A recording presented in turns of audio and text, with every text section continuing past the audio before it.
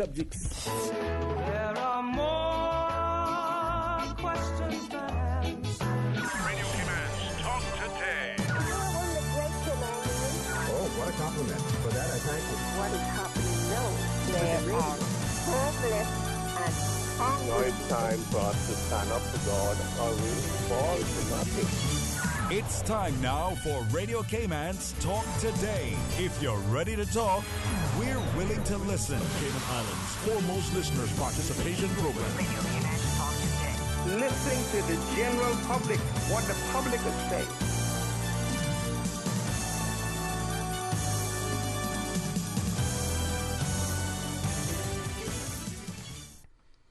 Good afternoon, ladies and gentlemen, and everybody in Radio Land. Just want to say hello to everybody on the Sister Islands as well. And we don't want to leave them out, of course. And welcome to Talk Today. My name is Patrick Schmid, and I'm here with my co-host, Badir Awe. We're filling in for Sterling Dween, and we're looking forward to our discussions with you today. Radio Cayman's Talk Today, the Cayman Islands' foremost listeners participation program. We ask our listeners to avoid statements or comments which are abusive, derogatory, malicious, or defamatory. Do not use any indecent language or make any statement which is false or misleading. Email talktoday@candw.ky or call 1-800-534-8255. Courtesy of Live Communication. Let your voice be heard. Radio Commands, talk today.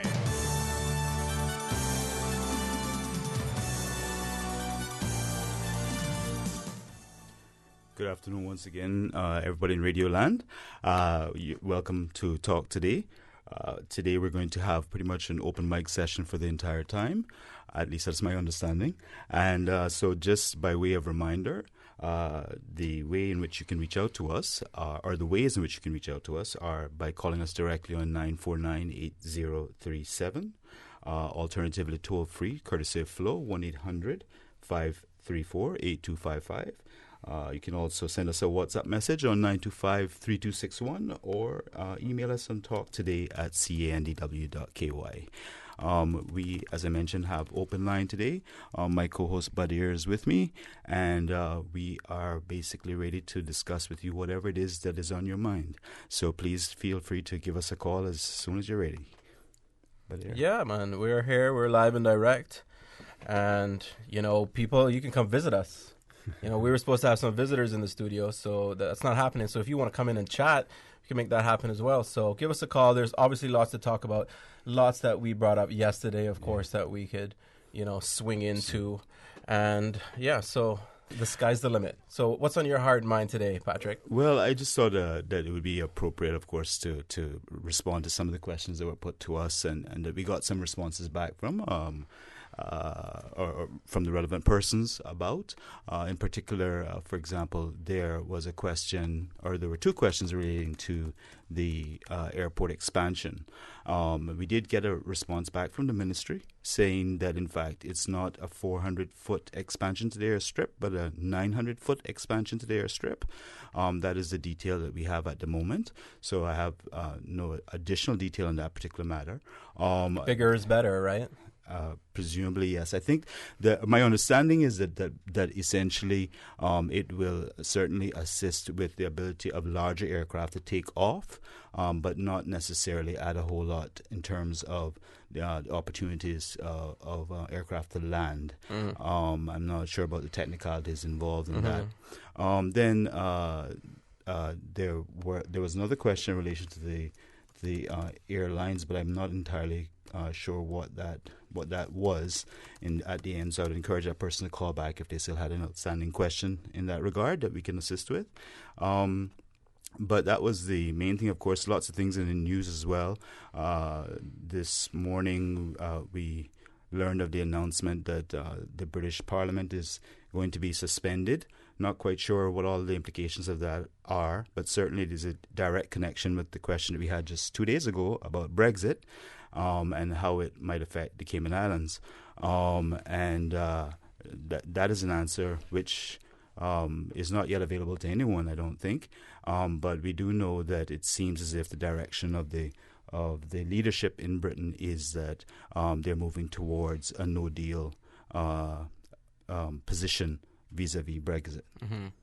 Yeah, I mean, whatever happens with Brexit, I'm still happy that we're under England, because there's been a lot of Facebook comments lately about the flexibility of the Cayman passport vis-a-vis the British passport, and just going to Trinidad over the weekend too.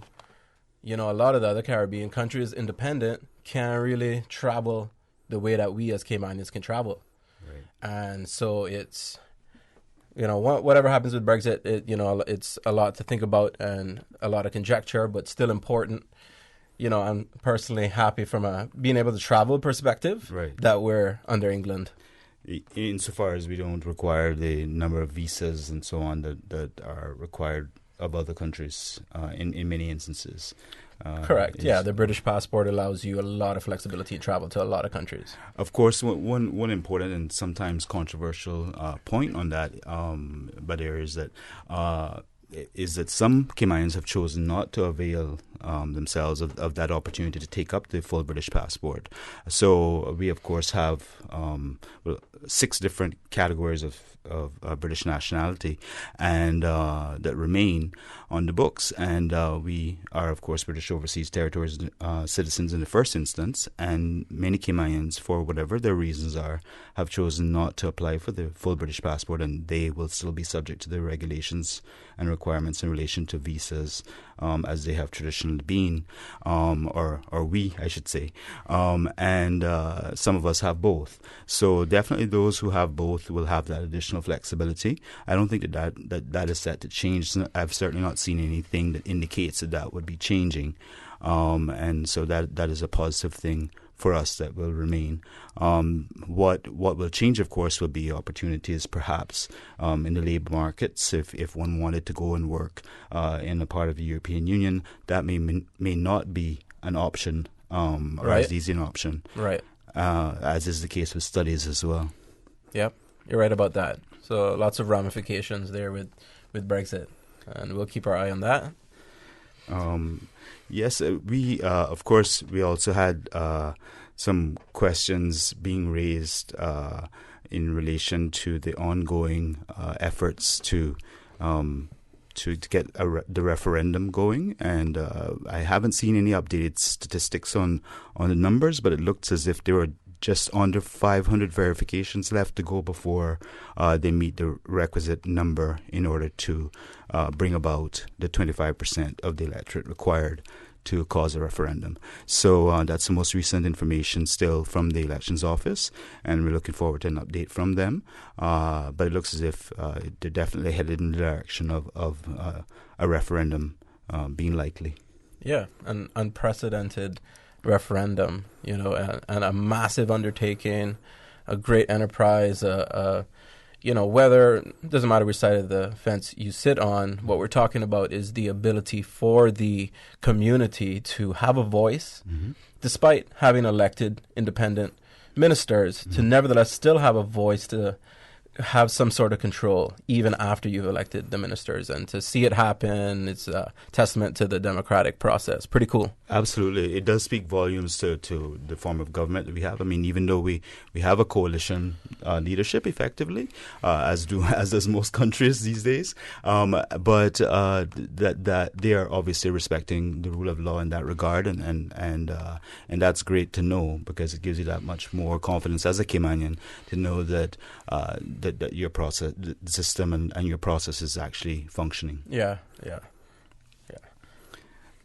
That having been said, as to the technicalities involved in relation to the actual proposed changes to the docking facility, we don't yet know what those details are. So we're looking forward to hearing from the ministry further and getting further clarification on that, so that we can share that with the listening public. Yeah, man. And I think just in terms too, talking about this port issue, basically it seems, I guess, that we're sometimes not certain, what side of the fence that you're on. You doubt the motives of the people who are on the other side of the fence, right? And that is just something I guess I kind of want to just chat about a little bit. And, while some of the elected members have been moving forward with the port, and, we were talking about the commercial yesterday, yet the referendum is still happening, there's the impression that, they're going to usurp the referendum. No, we're moving forward. And I think maybe a more nuanced understanding is that business is business. You got to keep going. When the referendum triggers, that's when you pay attention, really, right? But you don't stop your process of what you're doing because of something that might be happening, right? So, I don't mind seeing a general movement towards whatever the plan is to build a port, as well as this referendum happening, which is also a big thing. And then when it clicks, that's the important thing. But I think we have to just kind of be open and just understand that even though people don't have the same opinion as us, no one's out there trying to do bad necessarily. Right. People are always trying to do good, and generally for themselves, which may contradict. And for the country. Right. Yeah. And so that's just something to keep in mind, because it's such a tense issue. It's such an emotional issue. Of course. And, but that's great, because it urges us to speak, urges us to talk, to have a voice, to trigger this referendum. And it's an unprecedented time, and it's a cool time. And I think we should all be proud that we're even here at this point, and that we can discuss it with people who have an opposite point of view with us, but yet we can still respect. Absolutely, and the fact is that you said it's unprecedented. That's correct, of course. We have had one referendum in 2009 in relation to the current constitution, but that was a government initiated referendum. Correct. And we had a reasonably good turnout. I was looking at the statistics last night. Remind us. Just over 70%, I believe. Over 70% what? Of the electorate, of the registered Came electorate. out to vote? Came out to vote and voted in favor of, obviously, of the passage of it. That was a lot. I didn't think it was that much. Yes. And what was interesting as well. How much was needed for it to trigger? That was the point I was going to, insofar as you were saying that was unprecedented. This is the first people-initiated referendum. That was a government-initiated referendum. And right. Mr. Howell had explained, of course, the supervisor of elections had explained that, in fact, people-initiated referendums have a different requirement in terms of the number of individuals which need to sign in order for the referendum to actually go forward. Whereas once it actually goes forward, if it is successful, which requires a vote of 50% plus one of the entire registered electorate, which is now 21,166 persons. So 50% plus one, so just over 10,000 persons would have to vote in favor for it to pass. And are we talking about the doc now, or are we talking about? I'm talking about the doc. Okay. Yeah. So this is the people-initiated referendum. Okay. So if it gets that kind of support, then it is binding upon the government. A government-initiated referendum apparently is not binding insofar as it can be changed in future. Okay. Exactly how the mechanisms of that, I'm not 100% sure about, but it is less binding than the people-initiated referendum. So right now you're saying that there's been 5,000 signatures taken to trigger the referendum, right? And then you're telling me that 10,000 will actually have to come to change the course of events. That's a huge difference right there between the 5,000 that has been. Am I right? Is it the 5,000 that's going to trigger the referendum, and then the 10,000 that's going to be required? Like, that's a massive difference. And absolutely. that's just something to think about. Like, how do you accomplish that? And let's think about it some more just after our commercial break.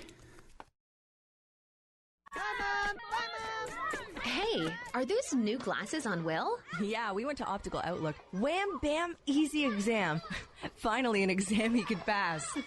And we had the glasses the next day. Easiest part of our back-to-school shopping for sure. Book your child's eye exam today at Optical Outlook. Call 746-2020. Get half off a complete pair of glasses with any student's eye exam now until August 31st. Come see the difference with Optical Outlook, located in Caymanian Village. Terms and conditions apply. I've got some beautiful clothes I know just where they go, pure and cleaner. Now reintroducing eco-friendly green Garmento fabric bags, which can be used as your clothes cover, traveling bag, etc. Also, get your fabric shirt boxes that can hold up to 10 folded shirts. And for those other shirts, put them on hangers with an eco-friendly poly cover. All bags are biodegradable. Puritan Cleaners. 3 convenient locations to serve you. Countryside, Savannah, 946-1884. Elgin Avenue, beside Off the Peg, 949-2452. 337 Eastern Avenue. Drive-through, rain or shine. 949-7104. Free pickup and delivery. Ask for ongoing discounts. Puritan Cleaners. You feel good when you look good. Work will soon launch Jobs Cayman, an online system that allows registered users to access job postings created by registered employers. This system offers a better approach to facilitate Caymanians in finding employment and allows employers to search for qualified and skilled Caymanians who are seeking employment. For more information on the registration process and what you need to register, visit www.worc.ky. Work, leading the pursuit of full Caymanian employment and economic prosperity for all through service excellence.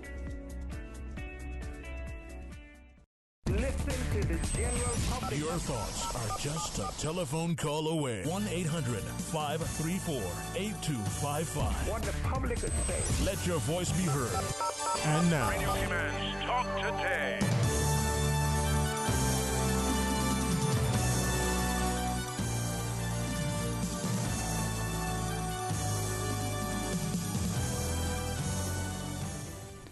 Good afternoon once again, ladies and gentlemen out there in Radio Land.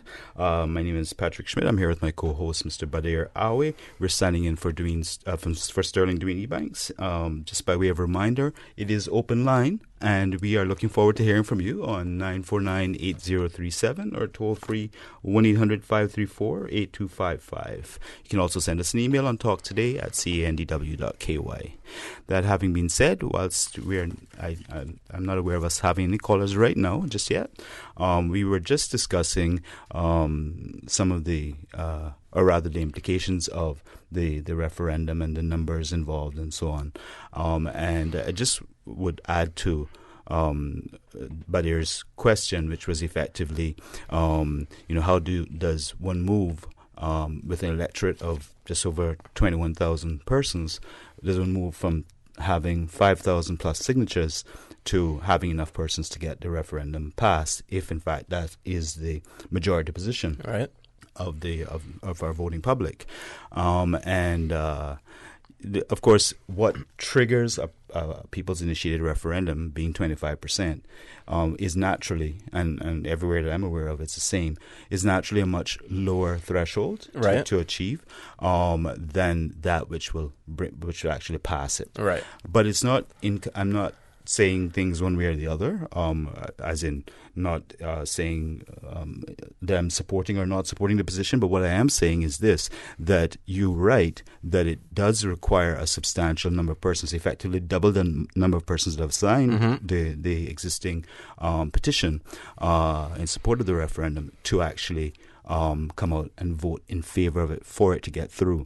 So just over 10,000 persons. But it is conceivably possible, because in looking at the numbers again, you look at you draw an average between the last 3 general elections we've had, and Caymanians generally participate, which is excellent news, generally participate in the elections.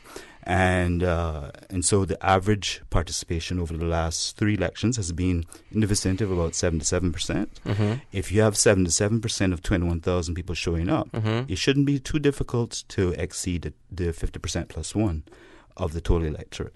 A different beast, though. Absolutely. It's not the elections for the ministers to form the overall government for the Cayman Islands. It's one issue. Right.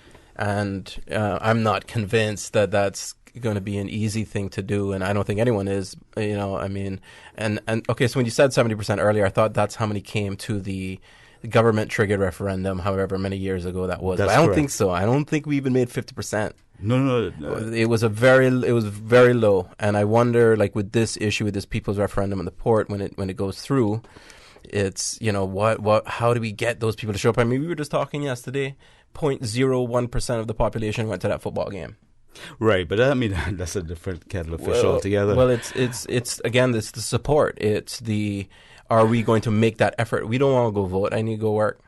I can't bother drive from where to go make that vote. But I think you would agree that there's a substantial difference between a permanent change in our harbor and the football game. Okay, yes. I'm not saying those are the same things. I guess I'm only talking about the commitment to come out. Is it a big enough deal? It's a big enough deal for us, maybe. Right. Is it a big enough deal for everyone? Of course, you know that.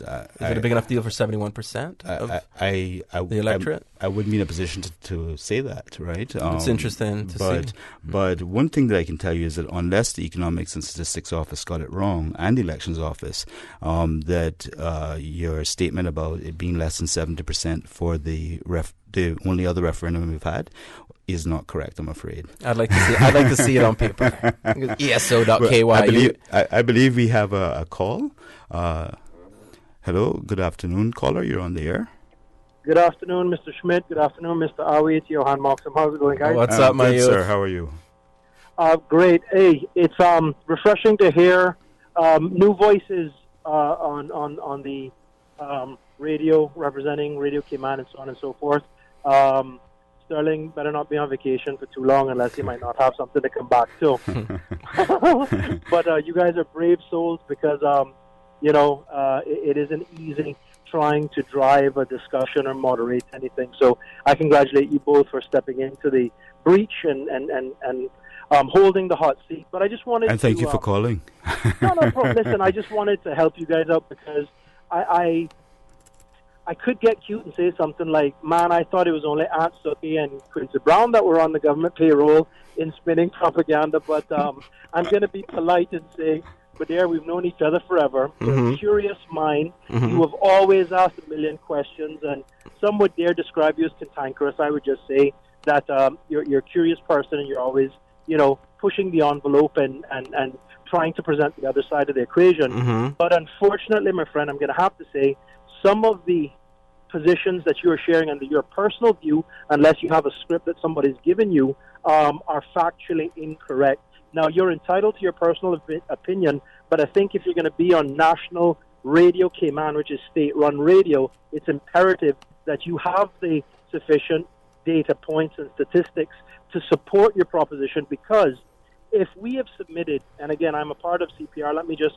own that outright, if we've submitted over 6,000 signatures of persons to be verified, that in itself is historic.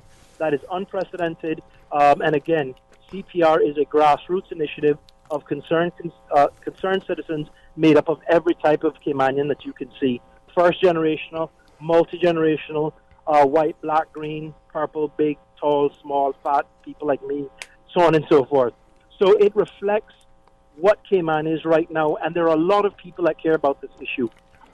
What's important to note is that there are even more people that are petrified to sign a petition, to take a position, because persecution and consequences for speaking out or showing your hand on any issue of any sort of political importance has consequences. Now, you might have the luxury of being a contrarian and pontificating on Radio Cayman, but I think in the role that you're sitting in, it's imperative that if you're going to comment and question, the validity and people's willingness to participate in something as historic as this first People's Initiated referendum, which is the truest measure of participatory democracy, that you get all the facts lined up so that you can give us... So tell me which facts I got wrong. I'm waiting. I'm not calling in to argue with you, but I can do that. I can do that privately. I'm not going to do that on public. No, we're not arguing. We're discussing. I misrepresented the facts according to you. What were those facts, please? But I will say this: this is not the first time a government representative or spokesperson or somebody in the employ of the government has done that. Are you suggesting I'm employed by the government? I'm not suggesting anything. I'm just saying that you're sitting on... I'm talking. This is Talk Today. We're discussing the issue, and I got some facts wrong. I wouldn't be surprised if I did, but I haven't heard what they are. I mean, yeah, I don't. Perhaps if I could just add, Johan, and by no means do I'm hoping that you guys are going to, just see each other's respective opinions. But perhaps maybe you could help us a little bit by clarifying, in your opinion, what may have been a little bit misleading in terms of what Badir was saying, or if I understood you correctly, that is to say. No, I take your point, and again, I don't think anybody here is a professional. I'm not a professional statistician, but I think I'm close enough to the issue whereby I'm calling to reassure, because again, if this conversation was anywhere else but with it happens to be a national radio, state-run Radio Cayman, the voice of the Cayman Islands, the voice of the people, there is an expectation that one can have that the conversation, yes, of course, will present the pros and cons of whatever subject is being presented, but it's important to understand when any representative of Radio Cayman speaks to an issue and throws out information that is factually incorrect, that can potentially influence persons who are less informed, because not everybody gets a mic. But that's the general point that I'm making. Johan, point taken on that, and I'm sorry for cutting you short on that. What I would like to ask you, however, is this: in relation to the information that is available, or the prognostications or what have you, about the likelihood of the referendum actually happening, and B, that it being successful. What are your thoughts on that? I think, again, thanks for the question, but I think it's important that we, the people, and the government, more importantly, recognize that a people's-initiated referendum is inevitable. We're now at 95%. It is, I would suspect, by end of the week, if not early next week, for us to reach our target of 5,292 registered voter signatures, which then triggers the 25%. Short of the world coming to an end, I know that signatures have been submitted. Petition signatures have been submitted. They're being verified by the Elections Office, and I think the only certainty is that there will be a people's-initiated referendum. I think everybody can kind of see the inevitability in that. So what's the plan, Johan, for when it triggers? Because, I definitely don't want to dissuade people. For me, I'm happy that this is happening, and I'm happy that this effort is going on, and I'd love to see the people of Cayman make their voice be heard. What is the plan now for when this referendum triggers to when that actual day happens? Well, as I understand it, and again, I cannot speak, I'm not elected, but I'm familiar with what should happen. Mm-hmm. What is going to happen is largely in the control of the elected government, because they are responsible for setting the referendum question.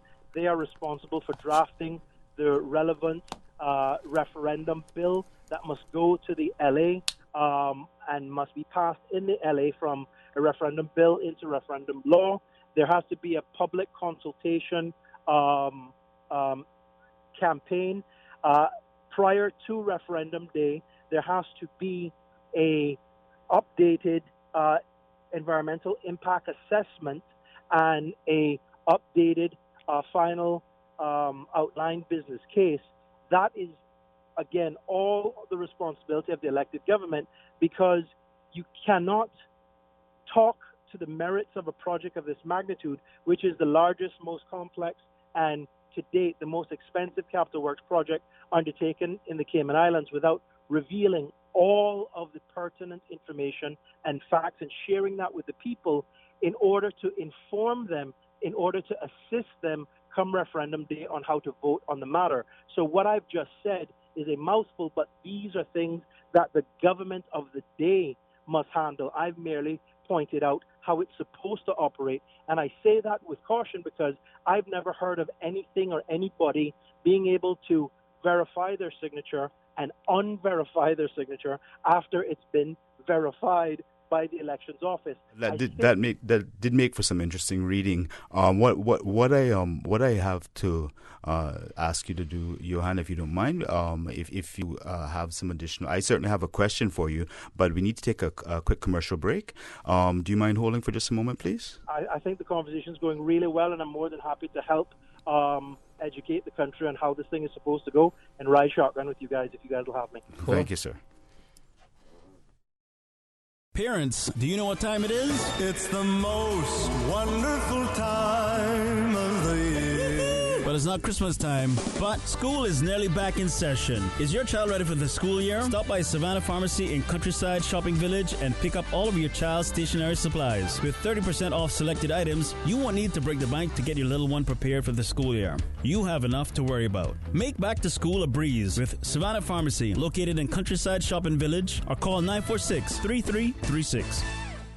At Seaboard Marine, customers often ask us questions about their shipments. I have various items coming from different suppliers that I need to ship to Cayman. Do you offer consolidation? Yes. Seaboard Marine offers consolidation for full and less than container loads. We can hold your packages at our Miami warehouse until everything arrives and ship it all in one go. And we have the best rates to Grand Cayman.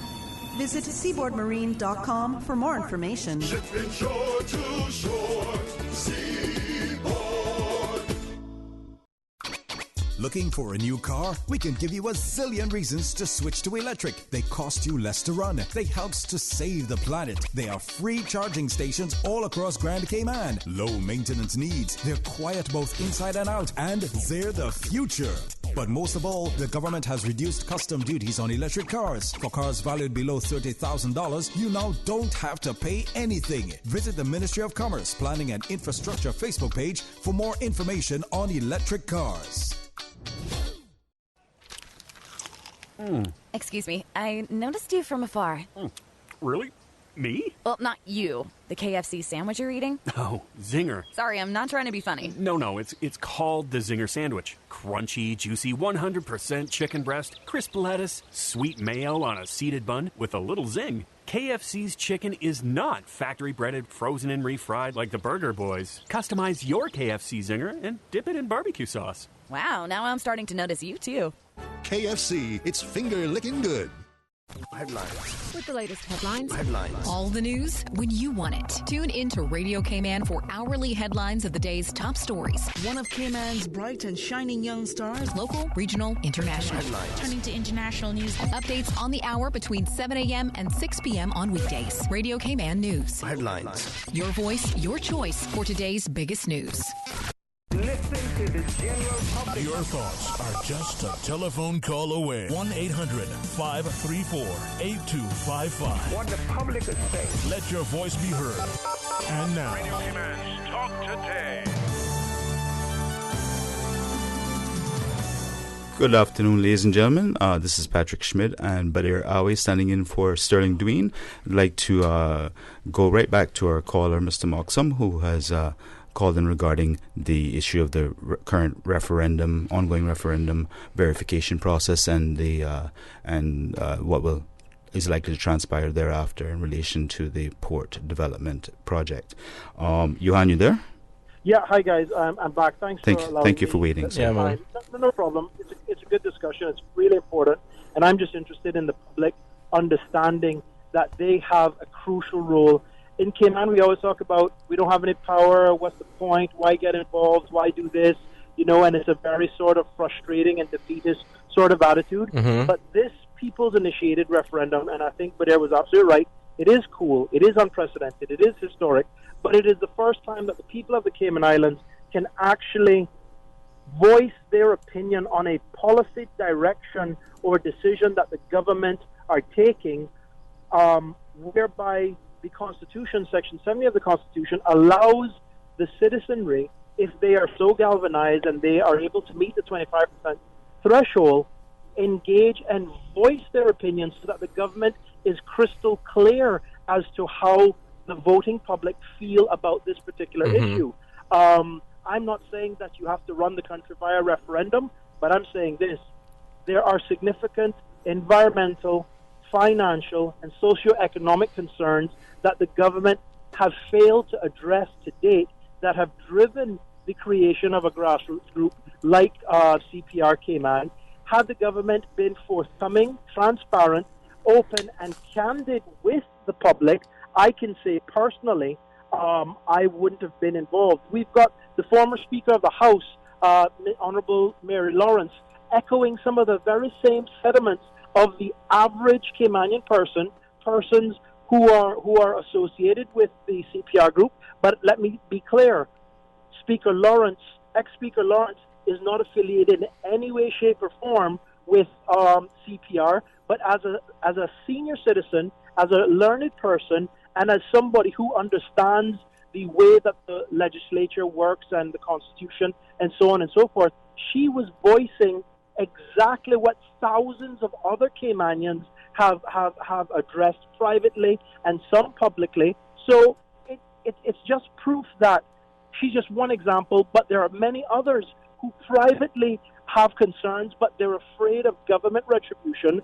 They're afraid of consequences of perhaps falling afoul by taking a position that is deemed to be anti-government, when in fact the principle and what is transpiring is really about pro-democracy as opposed to it being anti-government. So, Johan, yeah. Sorry. If I could just ask you there, Badir had raised just before you called in an important question, and that is, would you happen to know? Perhaps you can shed some light on it for us and for the listening public. Would you happen to know whether the project is actually proceeding whilst the verification process is occurring, or is it the case that they're waiting to have final word on the verification process? Badir, this will make you smile. Badir was absolutely right. The government are proceeding along as is. I understand why that is the case, because we haven't reached the referendum sort of stage yet. It is imminent and it is inevitable, but Badir is correct. The government is proceeding along. What concerns me and many others, however, is the fact that the government speak about the project without realizing that they are facing the voice of the people who are galvanized now into asking these sort of questions of them and hold them accountable via this People's Initiated referendum. When you hear any government official speak, you would swear that the referendum isn't happening, the verification process is completely irrelevant to them, and they're just moving along as if none of this is transpiring. That, for me, is disheartening, because you're not ignoring Johan Moxham. You're ignoring 6,000 voters, which represent over 25% of your registered voters. And I don't think anybody who is serious about the game and a career in politics can afford to isolate and ignore any significant number of the voting populace. Coincidentally, when you look at our statistics of who has signed the petition, the largest percentage of persons who have signed the petition come from the single-member constituencies of Red Bay, where the Premier sits, Prospect, where Austin Harris is the MLA, Georgetown North, where Minister Joey Hugh is the incumbent, and Georgetown East, where Minister Roy McTaggart is the representative. So when you look at that, yes, Georgetown has the most number of persons that have signed, but you're talking about three cabinet members whose constituents represent the largest number of persons to have signed up to the petition, and it's almost forecasting how they view the way the decisions are being made on this particular issue, and it's a reflection of their concerns on how the project proceeds. I say all of that to say this: what would be truly disgusting, what would be embarrassing and third worldish, is if our elected government, if any of the 19 elected MLAs set out on a campaign to tell you, me, and every other registered voter of the Cayman Islands to not exercise their democratic right, to stay away from the polls, and to not get engaged in the best example of participatory democracy. But it's not engaged. Hopefully, we won't see that happen. What do you mean? It's like part of the democratic process. You go and say yes or no, right? No. But so you can lobby for either way. Of course, but what I'm referring to is what Johan is saying, which is which is, of course, that that you don't want to see. He doesn't want to see anyone being discouraged from casting their vote, whatever direction that vote may be. Everybody should. Why would anyone be discouraged from going to cast? Well, exactly. So I think you may be encouraged to vote one way or another, but that's a different story. So I suppose, Johan, from a practical perspective, I mean, realistically, it's unlikely that the project would be able to move forward in any substantial way before the referendum actually occurs, if in fact it's going to be verified. Wouldn't you agree? Yeah. Why would it? Why should it? There's business as usual for those guys until the referendum hits. And it's not like they're ignoring it. It's all over the place. It's a great job. 25% of us have gone out there. 25% of Caymanians don't do nothing. Like, to get that amount of support, obviously they see it happening, but it's like they're in the game, right? They got to keep shooting. And when the referendum hits, the legality hits, then it's a new world. It's a new day. And we're imminently there. And it's awesome. And it's good to know that a large cross-section of the Caymanian public have been represented in this movement. And it's exciting. Just also for the benefit of everybody, I'm just looking right now at the also, Johan, just to let you know that we really appreciate your calling in and assisting us with this, and providing us with additional information that some of us may not have been aware of. So we're going to be switching over to the news shortly, but perhaps we can continue this conversation another time if that's okay with you. Yeah. Thanks for your time. Thanks for hosting the show, and thanks for driving a very important national discussion. Again, the people's initiated referendum is important. It is your chance to participate and let your voice be heard, and let your elected representatives understand how you feel on this issue. They should not be campaigning and wasting the public's funds to campaign the people. That just doesn't sound democratic or first world. It sounds like we're living in some sort of communist country. But thanks for your time, gents, and best of luck with you. Thank you, sir. Thanks for calling in. Bye. Just one other point that has come in via WhatsApp as well, which is of course directly relevant to this particular point, and relevant across the board, and that is that one of our listeners has written, why not have compulsory participation in elections? That's interesting, and that's a question that's come up before actually. It's been some time since I've heard it mooted here, but certainly it is not unheard of in the British Commonwealth. Australia, for example, has compulsory participation. If you, as a registered elector in Australia, do not cast a vote in a national election, for example, you are fined in the vicinity of about $100. I'm fairly certain it is. Is it mandatory for them to take part in a referendum as well? I'm not entirely sure about the referendum, but I think it's treated in the same way. So basically, they have an obligation to participate in elections. That would be great. That would be, let's make things compulsory. We were talking about this yesterday. Absolutely. Ladies and gentlemen, time for the news. Radio Cayman. Radio Cayman's newsroom. These are the biggest stories right now. The Central Caribbean Marine Institute says critically endangered staghorn coral in their nursery spawned this month in sync with the spawning that happened throughout the Caribbean. This is the third year in a row now that the research facility can definitively say that their coral colonies are contributing to the annual massive spawning event, which benefits biodiversity on Cayman's coral reefs. At least 25 people have been killed in a Mexican bar fire that police say was set deliberately by gang members. Another 11 were badly injured in the blaze. Survivors said men believed to be gangsters blocked the exits before setting the venue on fire. Mexican media reported that the bar was peppered with gunfire and Molotov cocktails were thrown inside. And teenage environmental activist Greta Thunberg has landed in New York after a 15-day journey across the Atlantic by boat. She will be participating in UN climate summits in New York City and Chile. The 16-year-old Swede sailed from Plymouth in the UK on a zero-emissions yacht in order to minimize the carbon footprint of her travel.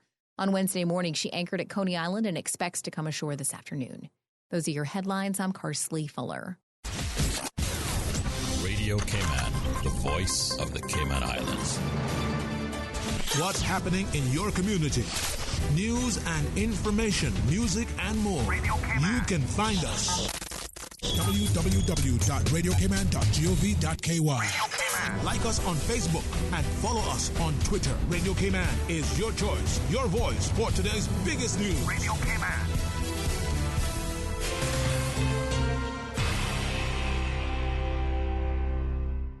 Listen to the general public. Your thoughts are just a telephone call away. 1-800-534-8255. What the public is saying. Let your voice be heard. And now, Radio Cayman's Talk Today.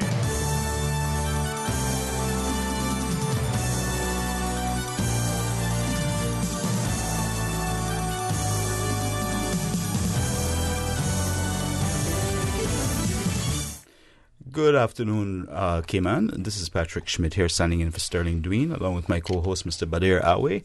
And it is open line, so we're looking forward to hearing from you on whatever is on your mind today. Just by way of reminder, the numbers to reach us are 949-8037, or if you wish to call us toll-free, courtesy of Flow, 1-800-534-8255. You can also WhatsApp us on 925-3261, or send us an email on talktoday@candw.ky.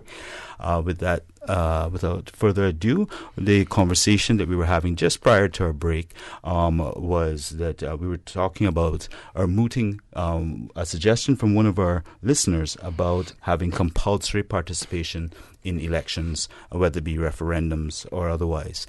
And, there's much to be said, in my opinion, for having compulsory participation, obliging citizens to use show their freedom, and also to demonstrate a sense of civic duty. Unlike many other countries, we don't have things like compulsory military service. We don't have compulsory practically anything. So once you are Caymanian, you are entitled to all the rights of being Caymanian, but then you have very few obligations other than just by the law, which is what people everywhere in the world have to do anyway. So I like that. So give us something to do. Well, exactly, but in addition to that, it serves. We have typically quite an involved electorate. I mean, the lowest turnout in recorded history was the most recent election in 2017, and even then that was almost at 75%. That compares very favorably, even with the mother country, so to speak. In the UK, you can have anywhere from 40% to maybe 55% in any given county, for example, when they have their national elections. So the participation by Caymanians who are electors, by and large, is extremely exemplary. But it should be even better, in my opinion. Yeah, my East End got 85% turnout. Of course, East Enders are very concerned. Yeah, man. These are stats at eso.ky, an amazing resource for any Caymanian. I mean, you could download it in Excel and do all sorts of. You can come up with a lot of conjecture based on the data. It's really, really awesome. But I mean, it's not compulsory in Cayman, is it? No, absolutely not at this stage. Nice. I understand that we have a caller, so we'll go straight to that caller. Good afternoon. You are on Talk Today. Yeah, it's an interesting and important conversation I think we all are having. Thank you, sir. I wonder, have you ever given thought to how the Cayman Islands arrived at the position that they're at now, where we can tout our democracy? We're perceivable free people. Could you tell us? Could you tell us that process, development? No, I asked this specific question just because I know both of you are fairly young guys, and not me. Have you ever given any thought as to how we got this democracy that we have here? Well, yes, sir. I mean, to give you a very short summary of my understanding, and you feel free to correct me if you consider that I'm wrong. But I was one of those that was fortunate enough to go through the government school system and to learn about, to the extent that it was taught at the time, how we arrived at where we are today. And so therefore the fundamentals, taking us from initial sighting by Christopher Columbus in 1503 to straight through to the British taking of Jamaica in 1674 and subsequently claiming the Cayman Islands as a result, then being effectively ruled by or from Jamaica until early in the 1800s when we sought to establish our own government, which was regarded as a rogue government. And then subsequently we came to the point where we were allowed to elect our own vestrymen and so on. And then we had some substantial changes, of course, the last century, starting out with the constitutional changes around the late 1950s, early 1960s. And, of course, the ladies were finally given the right to vote. And then we had the 1972, I think it was, constitutional change and various subsequent changes that held for quite some time with some amendments. And then our most recent constitution have been passed by referendum in 2009. And that's a very brief summary. And you know what was an important vote was when we were still allied with Jamaica under England. Of course. And then Jamaica wanted to go independent, and then that's when we decided, we'll stay with the UK. And I can't remember what year that was, but 1959. What an important vote and turnout that was. Yeah. And here we are again having another big moment like that. Of course, it's much more sophisticated a system right now. We hear about that particular decision have been taken in terms of the British governor or administrator deciding that the loudness of clapping for the respective positions was how he was going to decide whether he stayed with Britain or not, or went with Jamaica.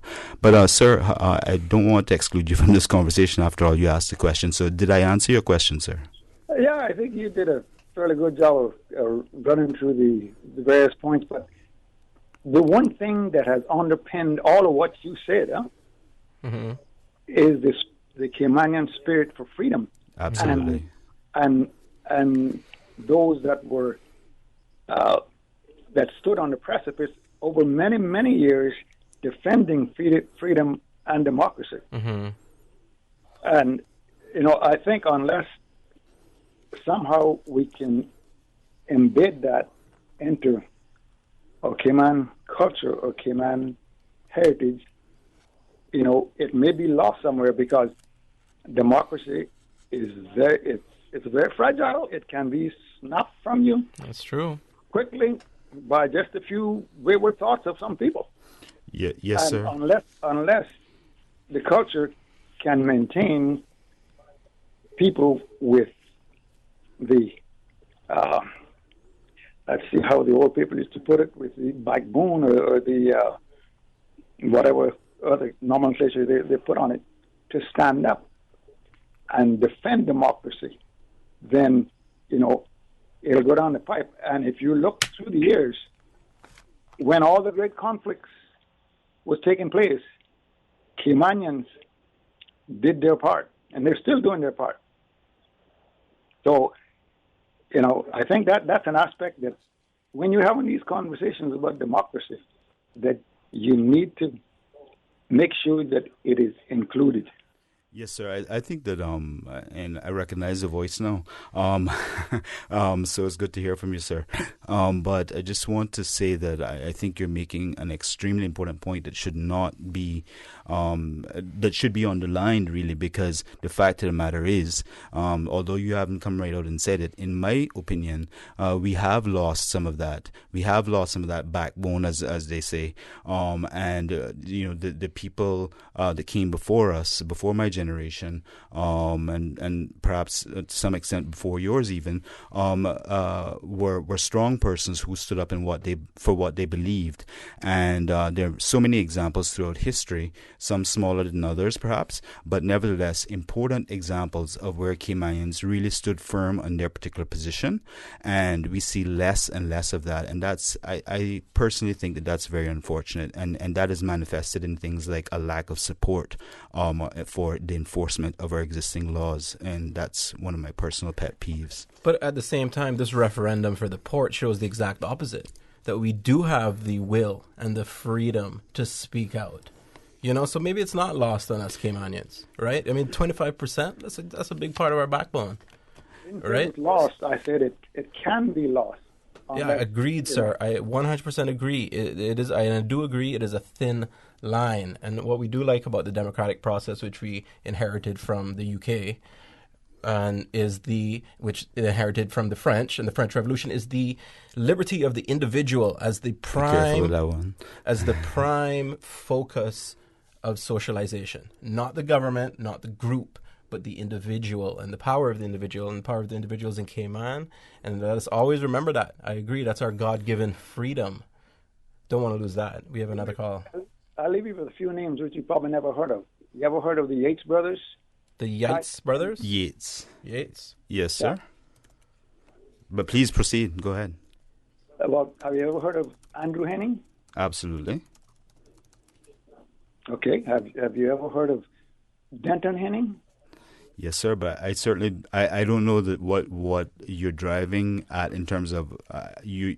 I know the names, but I don't know the significance insofar as you do. And just to let you know, sir, with all due respect, we do have another call on the line. But if you could, if you could perhaps tell us, and then we give that person an opportunity as well to participate. These were guys who put their life on the line for many months, sometimes years at a time, defending democracy, and there are many still amongst our society here. Mm-hmm. Yes, sir. And in the most perilous of times. Mm-hmm. If we cannot maintain that kind of attitude here amongst our Caymanian heritage, then again I say, democracy is fragile, and it will get frayed and eventually move out of the consciousness of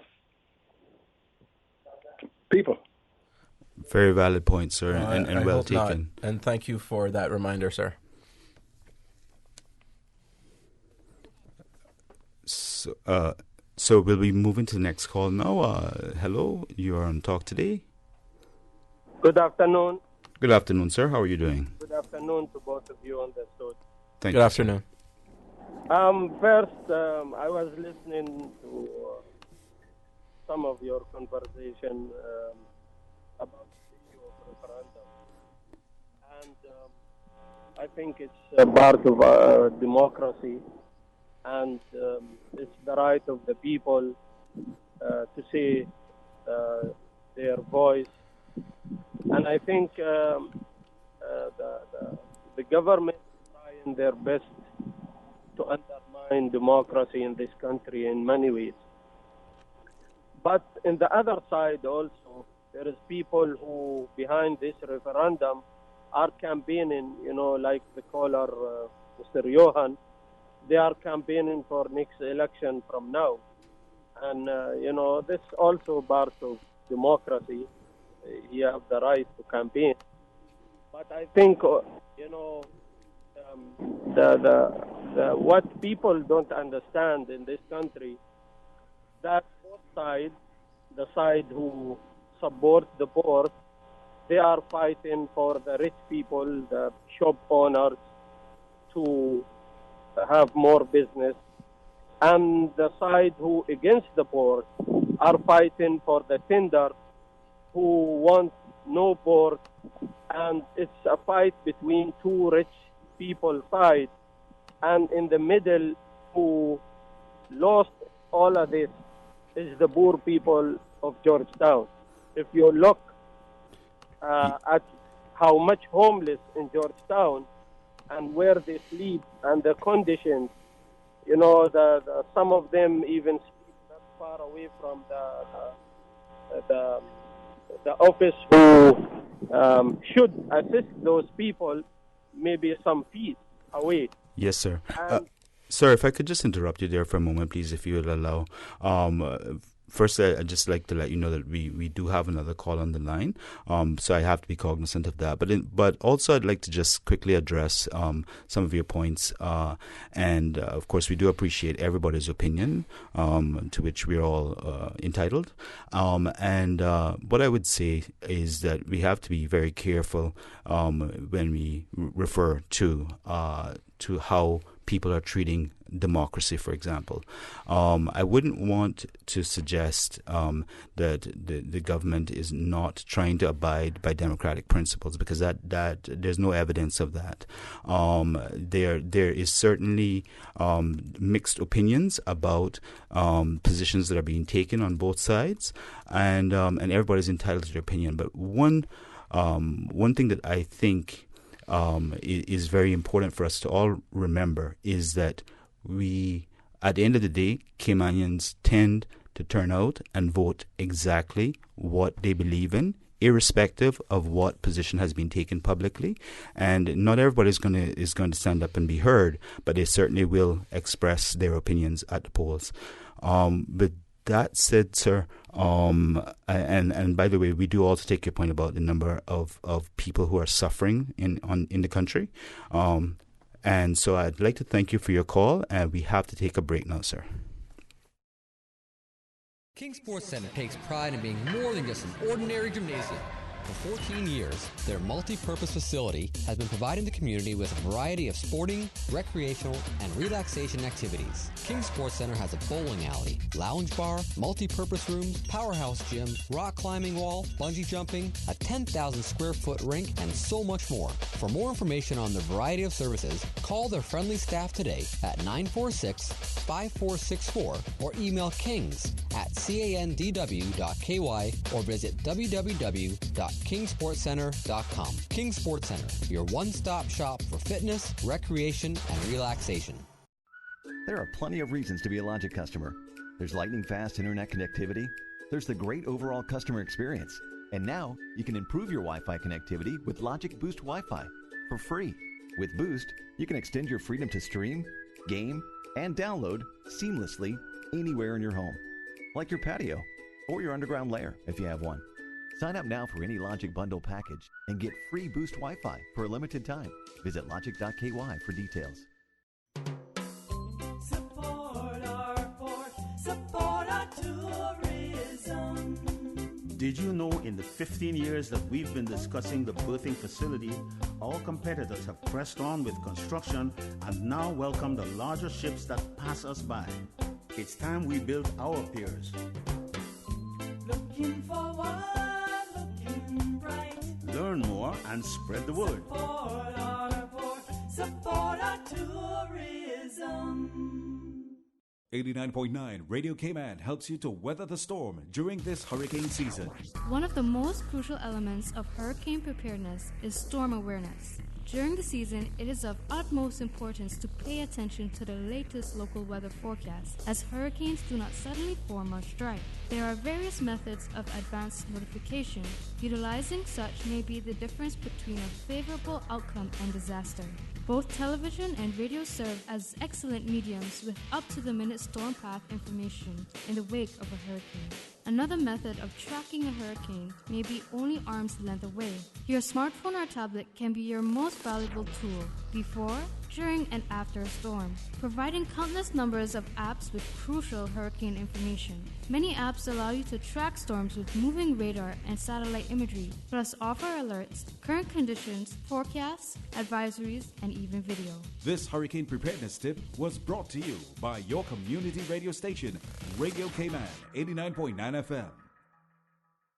Listen to the general public. Your thoughts are just a telephone call away. 1-800-534-8255. What the public is saying. Let your voice be heard. And now, Radio Cayman's Talk Today.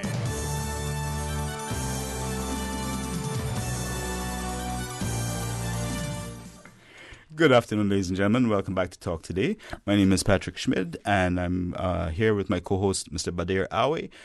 We're standing in for Sterling Dwayne Ebanks. It's our pleasure to be here with you, and we are having open line. We currently have 2 or 3 callers on the line, which is great, and so we'll go directly to the calls. Good afternoons. You are on Talk Today. Hi, are you hearing me? Yes, sir, absolutely. Hi, in calling into your show, I missed the first part of what your last caller said, so that it's possible that I may cover some ground that he covered before. That's fine, sir. Just in case. You said something in your response to him that kind of suggested to me that perhaps it was where you suggested that there's no evidence that the government is trying anything untoward regarding our democracy. Wait, before you go any further with that, sir, let me just make sure that we understand each other.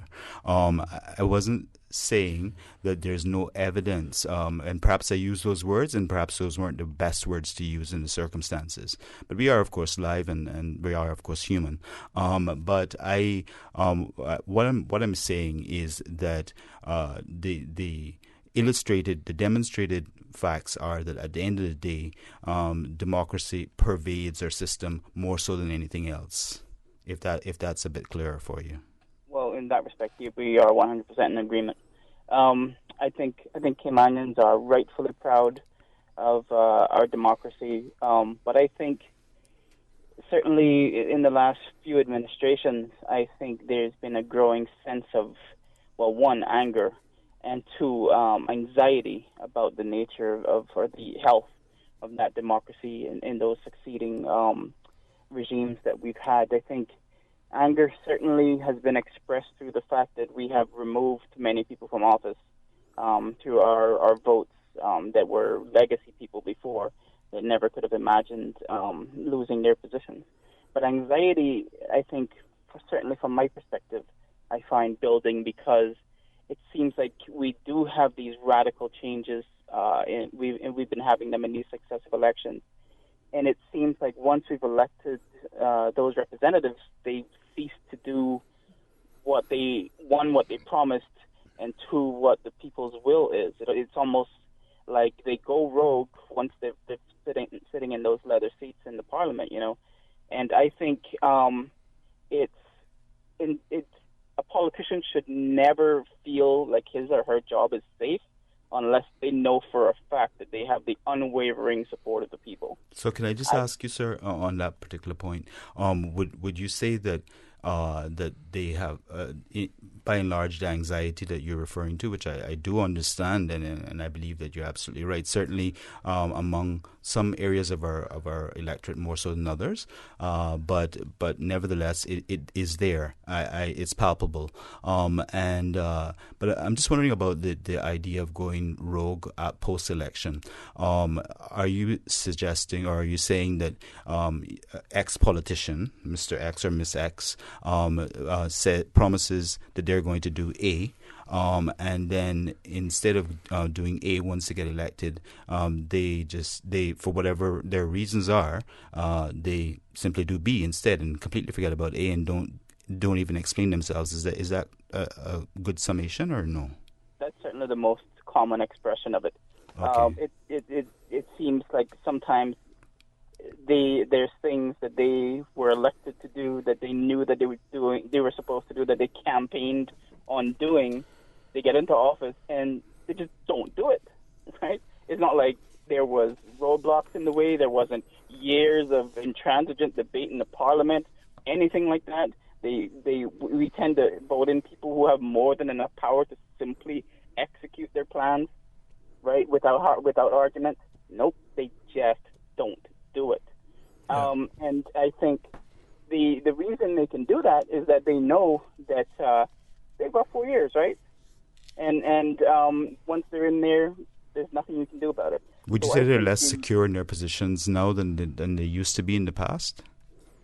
Mildly, yes. But it still doesn't stop them from being rogue, right? So I think a critical, since we're talking about this constitutional changes and stuff, a critical thing we need to add is recall powers.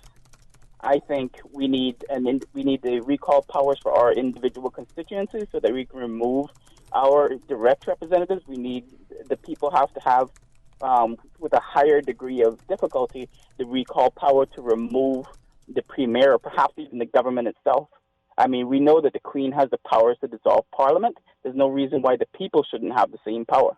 You just make sure the bar on something like that is really high so that it really takes commitment on the part of the people. But there's no reason why a democratically elected government shouldn't be able to be democratically unelected. Can I ask you if you would mind giving an example of where that type of system exists? Because I'm actually, to be quite honest, not really familiar. I've heard of it. I'm not really familiar with how that works or where perhaps that system exists. It's certainly an interesting and sounds like a logical concept, like you said, with setting the bar very high. But are you aware of any specific examples of where that's a possibility? Not to the degree that I'm saying, the ability to remove a premier or possibly even dissolve a sitting government. I've never seen anything that strong, but certainly places like Canada, even in the United States, you can recall in municipal elected officials and stuff like that. I think you'd mentioned Australia earlier. I think they have the ability to recall some of their people as well. And certainly the Parliament itself has, votes of no confidence, et cetera, that they can just remove a premier and so forth. All I'm saying is those powers exist. The UK government has the power to dissolve our Parliament anytime they want. The elected officials have the power to remove a premier that they don't want. There's no reason why the people shouldn't also have that power, because ultimately, in a democracy, the power flows from the people. Yeah, man. I don't think any politicians ever feels safe. And we all have experienced a politician who said he was going to do something, they got elected, didn't do it. We've all experienced that. Why do you think that we've all experienced that? How about this? Lots of people voted that person in. Mm-hmm. Now, we're expecting that person to make a decision for all of those people. What are the chances all of those people are going to agree on one decision? 0. So it puts an elected member in a very difficult position where he or she has to represent a large amount of people, but yet whatever decision that politician makes will end up dividing those very same people that got him in. But that is a tough position. That would have to be a question that had not been raised, for example, as part of their manifesto. If the particular politician things change, plans change. Well, of course, and circumstances change. Yes. Finances change. Lots of factors that are external to us also influence our position. However, the fact is that if you campaign on a particular manifesto, you have already, by getting elected, you have already had, albeit from a slightly different perspective, you already had a mandate from your electorate to proceed in that manner. And if you fail to proceed in that manner without justification, and if you fail to go out to your people and explain why you have so failed, then you are failing the system. I don't know. I don't think you are necessarily elected based on your mandate. You're elected as your person, as you, as the individual. I trust you to go out there and make the best decisions for me. So you don't read the manifestos? Of course I do. Okay. And I mean, come on, that's the plan. If you don't have a plan, you're going to fail. We know that. So let's look at the plan. But the point is, maybe some people elect because of a mandate. I don't think so. I think most people elect because I trust that person. You know what I mean? And yet we put them in a very difficult position. Again, I don't think anyone's out there necessarily always trying to do bad. People are trying to do good, generally speaking. So let's hear the caller's opinion on what you're saying, Badir. Well, I disagree completely. I think the scenario that you're advocating here is essentially telling us that what we should do in our political process is form personality cults. I mean, the fact that we like this person and trust this person is immaterial if what they want to do with the power, their stated aims to do with the power we're going to give them, is against our interests, right? It doesn't matter how nice they are, how likable they are, how much we trust them. We can only really go by what they say, and what they say is their manifesto. What they say is what they intend to do as far as they're concerned when they stand up in front of us and ask for our vote. So we vote based on what they tell us they intend to do. And if they go in and they don't do it, they don't even attempt to do it, then they are violating the contract that they made with us when they asked for our vote. Great. Thanks so much for calling in and giving us your opinion. We really appreciate it. We got to bounce to the next caller, though. Oh, it's a break. Sorry. It's the break. Important. Absolutely. Listen to the sponsors. Thank you for your advertising. Caller, if you please hold. Sometimes things just don't go as planned. That's why you need Contractors All Risk Insurance from Fidelity Insurance Brokers. Ensure you're covered in the event of property damage and third-party injury or damage claims during your construction projects. And with Fidelity Insurance Brokers, you can be sure you are getting competitive pricing and superior customer service. Call us today for a free quote. Fidelity, we're good for you. Hey, are those new glasses on Will? Yeah, we went to Optical Outlook. Wham, bam, easy exam. Finally, an exam he could pass. And we had the glasses the next day. Easiest part of our back-to-school shopping for sure. Book your child's eye exam today at Optical Outlook. Call 746-2020. Get half off a complete pair of glasses with any student's eye exam now until August 31st. Come see the difference with Optical Outlook, located in Caymanian Village. Terms and conditions apply.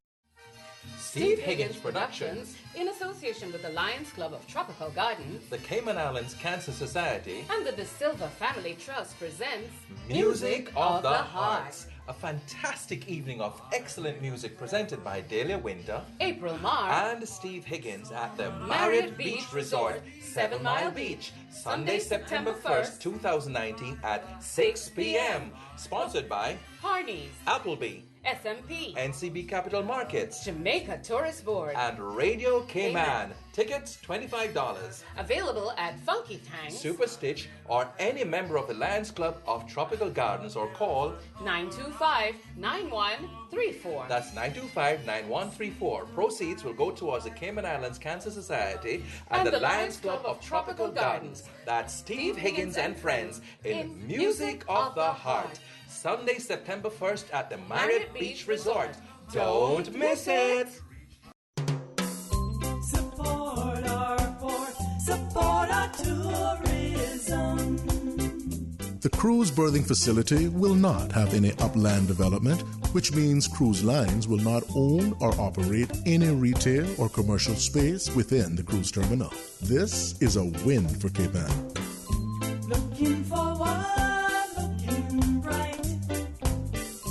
Support our port, support our tourism. Listen to the general public. Your thoughts are just a telephone call away. 1-800-534-8255. What the public is saying. Let your voice be heard. And now, Radio Cayman's Talk Today. Good afternoon to our listening audience. My name is Patrick Schmidt. I'm here with my co-host Badir Awe.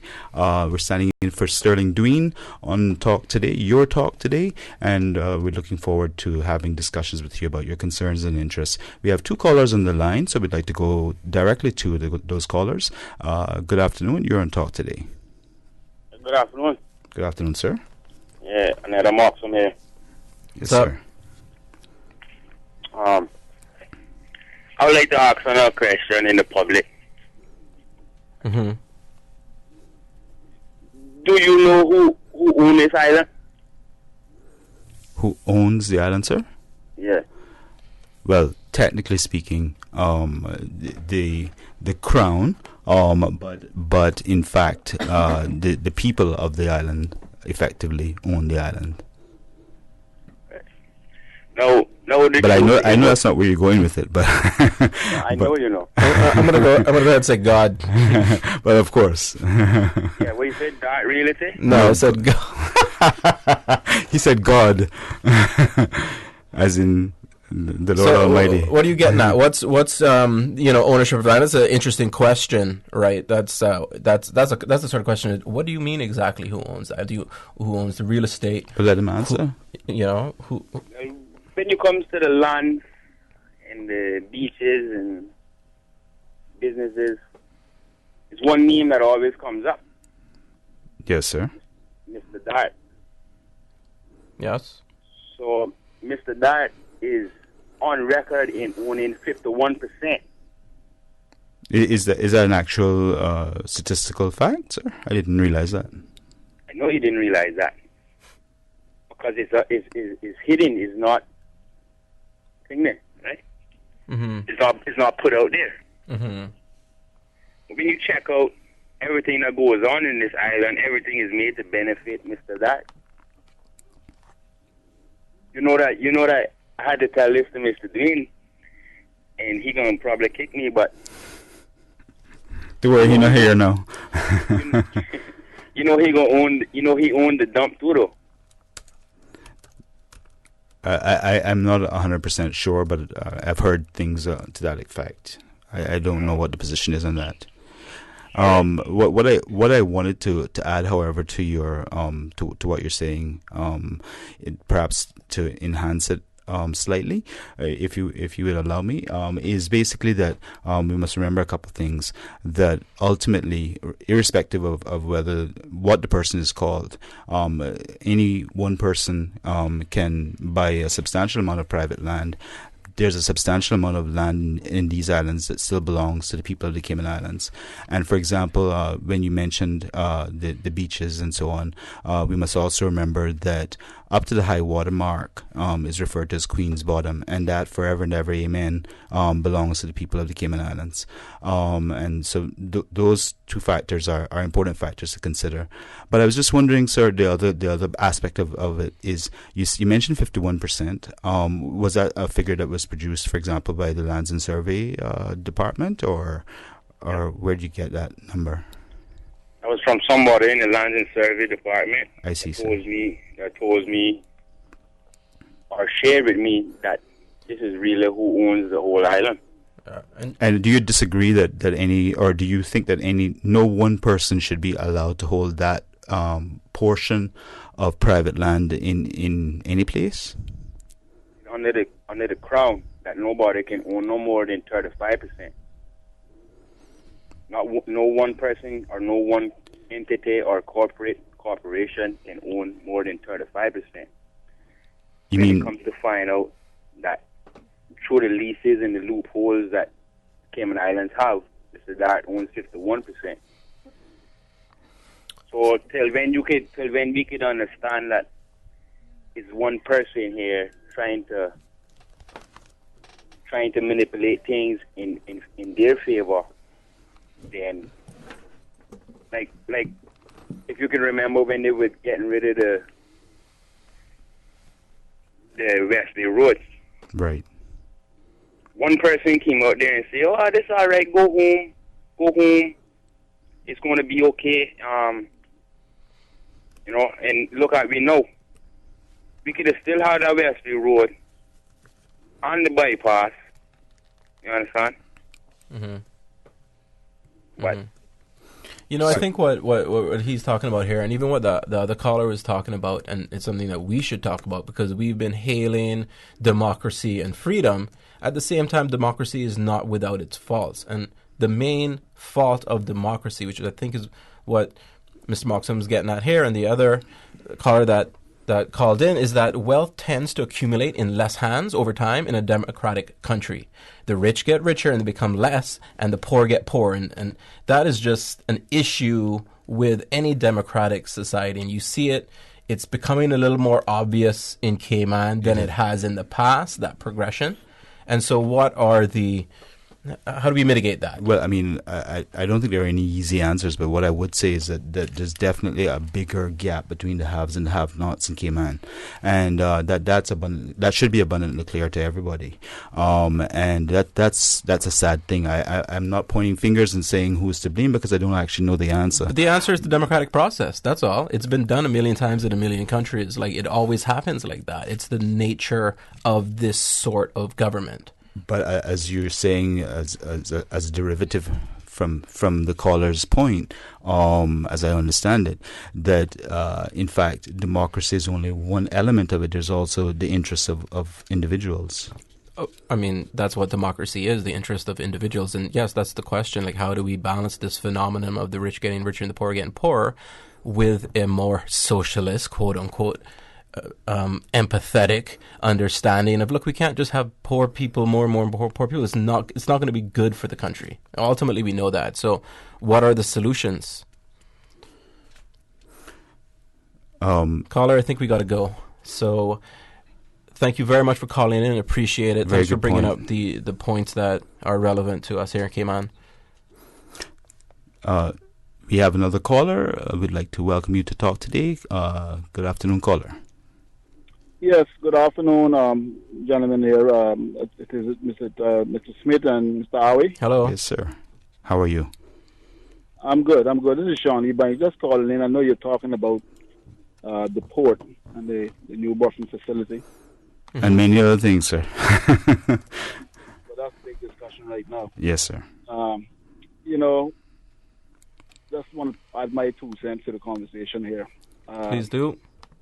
You know that the cruise industry, the cruise industry itself, guys, are the ones who are driving this way, this new way forward.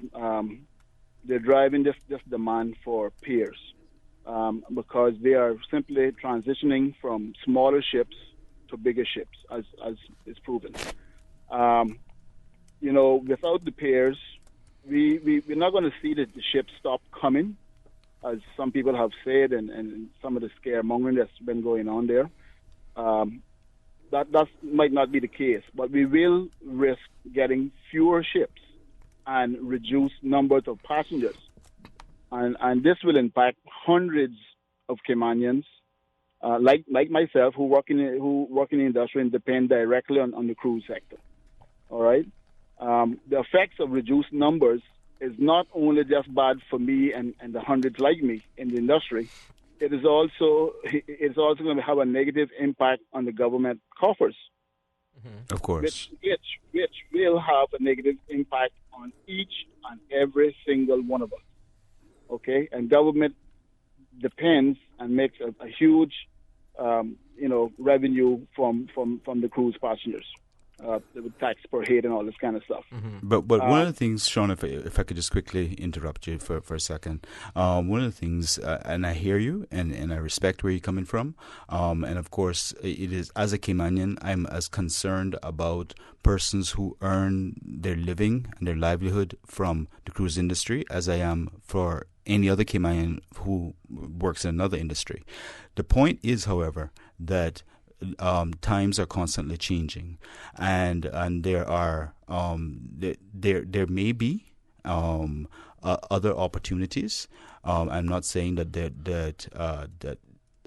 this is by any means the only one, or in fact, I'm saying quite the opposite. That there may be other opportunities for us to consider in terms of diversifying our economy and allowing us to earn a living in another way, perhaps, if it is considered by the majority of the population that is not the best thing for the island. Right. I hear that, and you're correct. But those are a long ways. Those are the industries and revenue streams are a long ways off. Right now, Patrick, all we do is tourism and banking, my friend. So we have the government have the mandate to take care of these two industries, especially. Like I said, their government is here to create and provide a stable economy, provide people with opportunity, and this is what this project is really all about. Yeah. There's many hundreds of Caymanians, like I said, I repeat that again, hundreds of Caymanians, and by their family members' extension, it's thousands that are affected by this. And if we get fewer ships and we get reduced numbers, we are going to, the operators or most local operators, remember now, Patrick, you don't hardly find any local operators in the industry besides the cruise sector. All right, you're not going to find too many in the hotel sector, in the stay level, and that's a fact. Okay, we have this industry here, and government simply is trying. Thank God they understand the industry, and I think that's a big thing as well. A lot of people don't understand this industry. They're calling in and making all kind of different assumptions and stuff, but they don't really understand the industry. Like I said, just starting off, the industry itself is driving these new piers and berthing facilities. They're changing. They're transitioning from bigger ships to smaller ships. All right, we're the only island that don't have the piers in place. The only island. And that does not fit well with us because we're always leaders in this industry, and we're falling behind big time by not having these a proper berthing facility. Yes, the poorest country has it. Yes, sir. They have not lost their environment. They have not lost their beaches. Why is it that we're going to lose all of that people are calling in and trying to scare people with? Yeah, sir. We have a couple other callers on the line. So we'll have to let you go there. I just want to say thanks for calling in and representing that viewpoint. Absolutely. I think it's an important viewpoint because it shows that people will be affected one way or the other, whatever decision is made. And we have to understand that. We have to be empathetic about that. And that, decisions have ramifications. And it's hard to make decisions as a minister.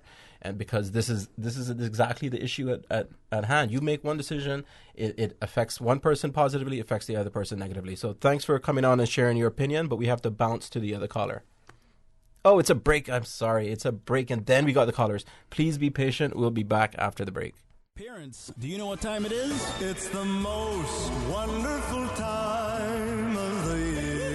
Well, it's not Christmas time, but school is nearly back in session. Is your child ready for the school year? Stop by Savannah Pharmacy in Countryside Shopping Village and pick up all of your child's stationery supplies. With 30% off selected items, you won't need to break the bank to get your little one prepared for the school year. You have enough to worry about. Make back to school a breeze with Savannah Pharmacy, located in Countryside Shopping Village, or call 946-3336.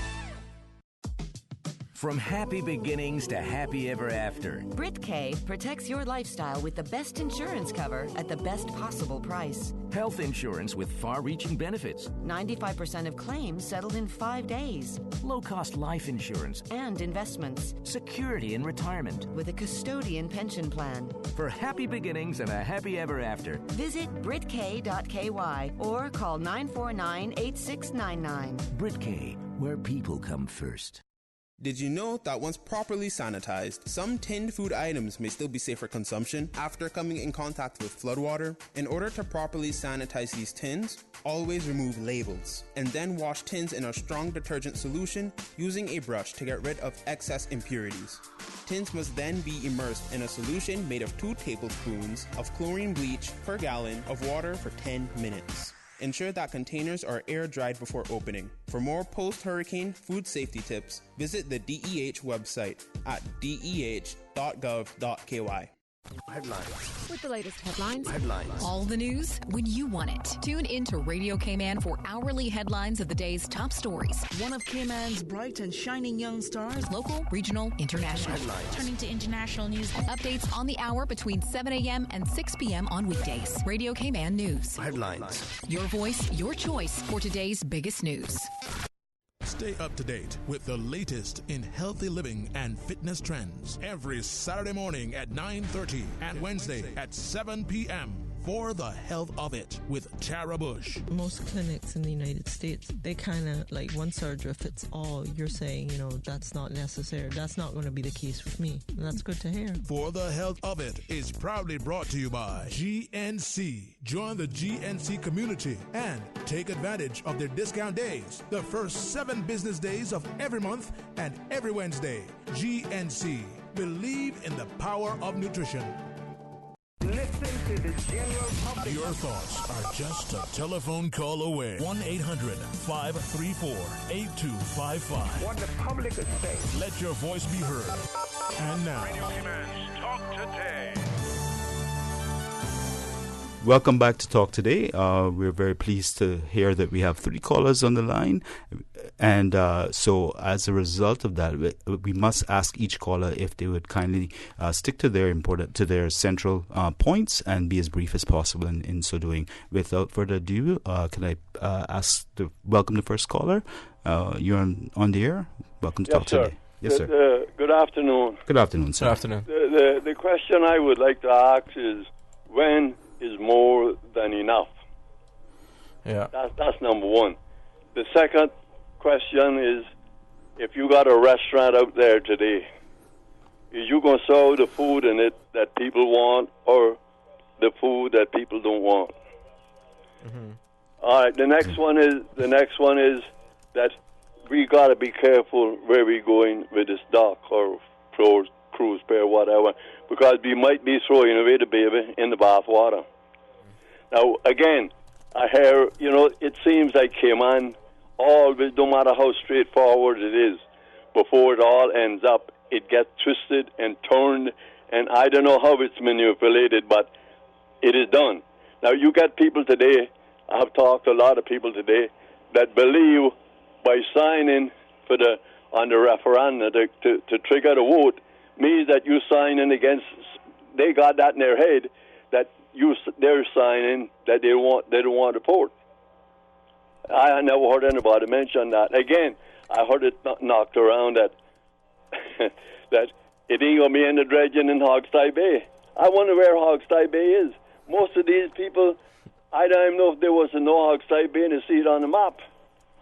Yes, sir. Thank you very much for those questions as well as those statements. If I could just address a couple of them as best as possible. But what we'll do is we're making notes as to each person's concerns, and then we'll respond to each person after we've heard everybody's concerns. If that's okay with you, sir. So in which case, I'd like to welcome the next caller. Good afternoon. You're on Talk Today. Good afternoon. Good afternoon, sir. Good afternoon. How are you all? Good. How are you? Oh, not bad at all. Good. Just, two things I want to speak about. And I hear a lot of people are calling in, talking about the dock. They're talking about this. They're talking about taxi drivers. But one thing I never heard one person yet spoke about before when they had thousands of passengers off cruise ships from the planes and everything who were driving them, most of the local and others. You didn't see all of these big buses coming in here. They're getting these pre-booked tours and cutting the taxi drivers out of their tours. I think that's really disgraceful. Government allowed for all these big buses and Caymanian before, couldn't bring in any big buses. Didn't want them bring in big buses. I remember Avalon had brought in some buses here, and he had to ship them back off. And now, you got these companies now bringing in all these big, huge old buses, toured all over the island, and kind of foolishness. I don't think that's right. Anyway, you all have a good day. That's all I have to say about it. Thank you very much for your opinion, sir. We'll certainly try to provide you with a response. We're going next to our next caller. We also have a number of WhatsApp messages as well. But caller, welcome to Talk Today. Hello, good afternoon. Good afternoon, sir. Afternoon. Hey. Yeah, just wanted to comment on the caller that called in before the break.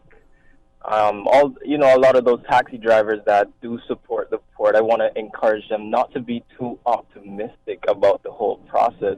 Just think about it a little bit more. I love business. I would love to have a port here. I'm all about making money and getting more. Yeah, that is it. But here we have a group of people telling the government that we don't have enough, evidence. We don't have enough evidence to support what you're saying is true. I just want to encourage a lot of the people who feel they will be directly benefiting to, reflect a little bit and think about, is this really going to benefit me? Am I the main beneficiary here? And that's all I wanted to say to a lot of the people who are supporting the port and not really understanding why there's so many people, wait a minute, let's think about this for a second. And that's all I have to say. Thank you. Sir, before you go, can I just ask you, I think I'm following, but just to be sure, are you saying that there may be some short-term pain, so to speak, for long-term gain, effectively?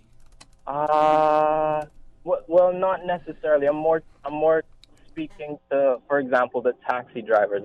Them specifically. I want them to really look into the big picture. Is this really going to benefit me like they say it will? That's my main point. Is this going to benefit me like they say it will? Bigger ships won't always mean more passengers if you're not controlling the passengers.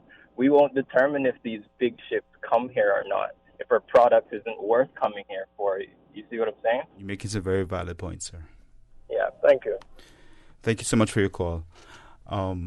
So, Badir, perhaps we could attack some of those. But just prior to offering our opinions in relation to the very excellent points being put forward by the callers, and thank you all so much for participating in talk today. We have one that I've been holding in my hand for a while now, so I do apologize that it's taken us a little while to get to you. However, this particular person writes, I disagree that democracy per se causes wealth to be concentrated in fewer hands, because democracy is the rule by majority. Capitalism, in fact, is what drives the rich getting richer and the poor getting poorer. Coincidentally, by the way, that was one. The one that came in immediately thereafter from a completely different individual actually states something very similar insofar as the position taken is, good afternoon, the problem is not with the democratic system of government, but with capitalism. Capitalism is an economic system in which private individuals or businesses own capital goods. The production of goods and services is based on supply and demand in a general market. These are, of course, the principles. But their fundamental point is that the question is, should we have a planned economy, a command economy, or something in between? And so both very important points for us to consider as well. And I think I appreciate that nuance, because I did say democracy in a democratic country wealth tends to accumulate in less hands, but it is more nuanced to say in a capitalist society that tends to happen.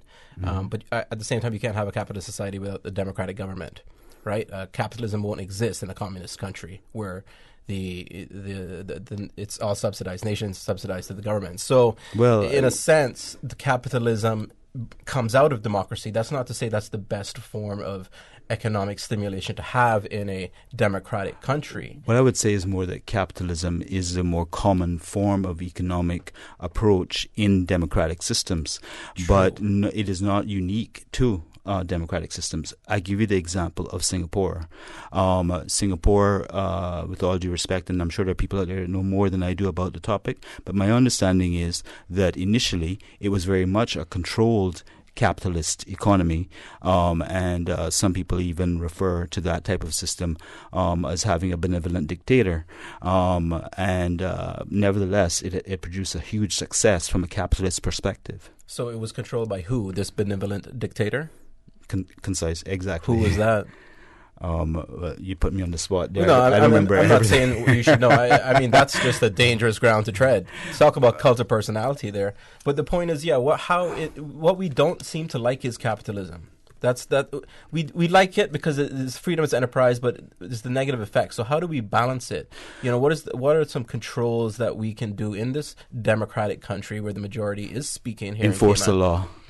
Enforce the law. But the law doesn't stipulate that an individual can't continue to accumulate all of the wealth. Well, no, not that particular point. But the second caller that we just had was making the point about the use of large buses.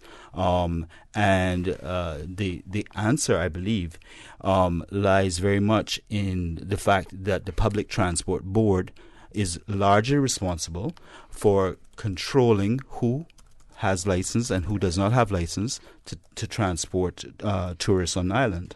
And therefore, you have a system whereby in our democratic system there is an authority which is charged with that responsibility, and they should exercise, I'm not saying that they don't, but perhaps they should exercise a bit more and control over that and make it more publicly known, because one of the things that we fall down on as well is disseminating information relevant to the public.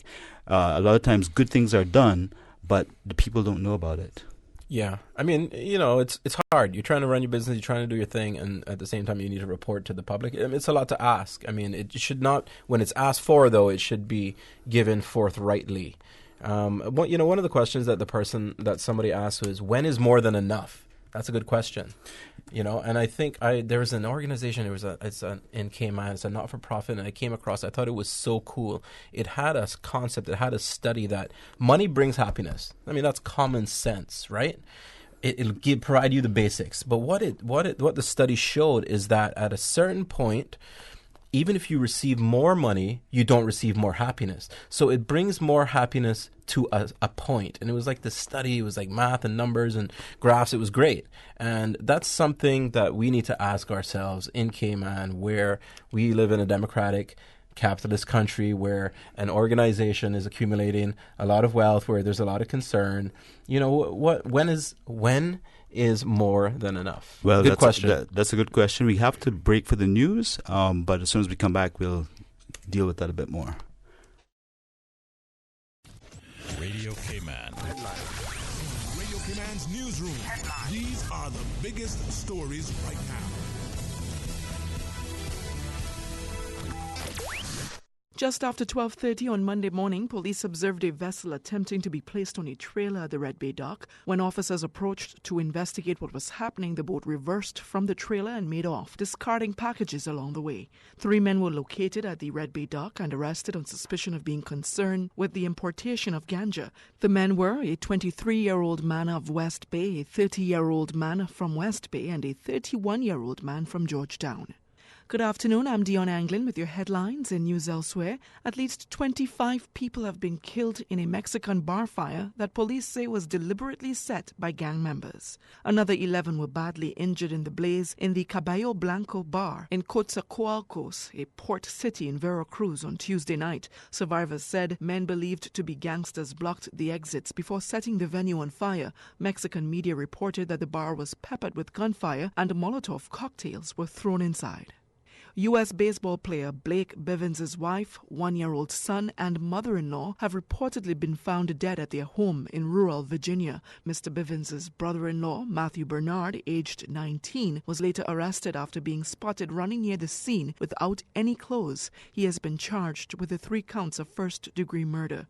And Hurricane Dorian, a Category 1 storm, is bearing down on Puerto Rico, which is still recovering from its ravaging by Hurricane Maria 2 years ago. U.S. forecasters said Dorian could make landfall on the populous eastern side of the U.S. territory today. Dorian is then projected to head for the U.S., possibly making landfall in eastern Florida as a Category 3 hurricane. That's a wrap of your headlines. I'm Dion Anglin. Radio Cayman, the voice of the Cayman Islands. What's happening in your community? News and information, music and more. You can find us. www.radiocayman.gov.ky. Like us on Facebook and follow us on Twitter. Radio Cayman is your choice, your voice for today's biggest news. Radio Cayman.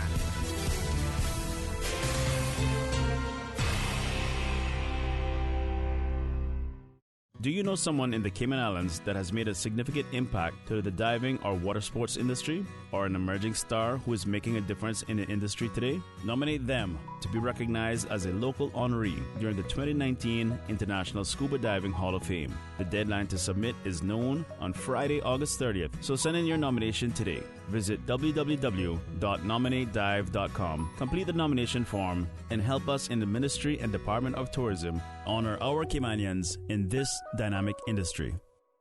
Listen to the general public. Your thoughts are just a telephone call away. 1-800-534-8255. What the public is saying. Let your voice be heard. And now, Radio Cayman's Talk Today.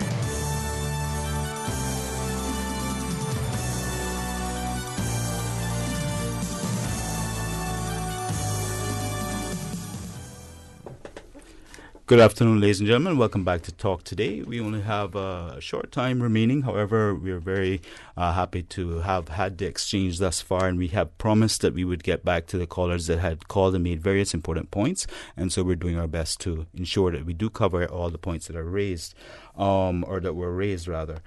So where we left off just prior to the news was the whole question raised by the first of the 3 most recent callers, where he inquired what or when is more than enough.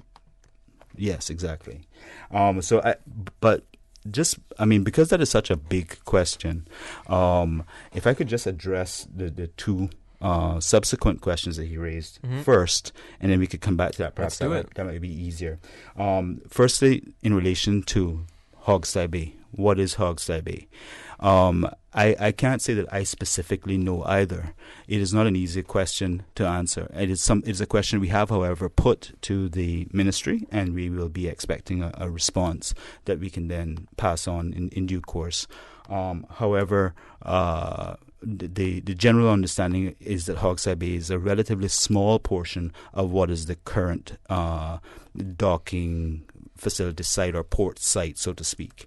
So that's as much as I know about that particular one. The second one is in relation to the question of having a balance, striking a balance between those persons who are reliant upon the existing industry and its expansion, and those persons who are not, or who may be willing to look at other industries as an alternative.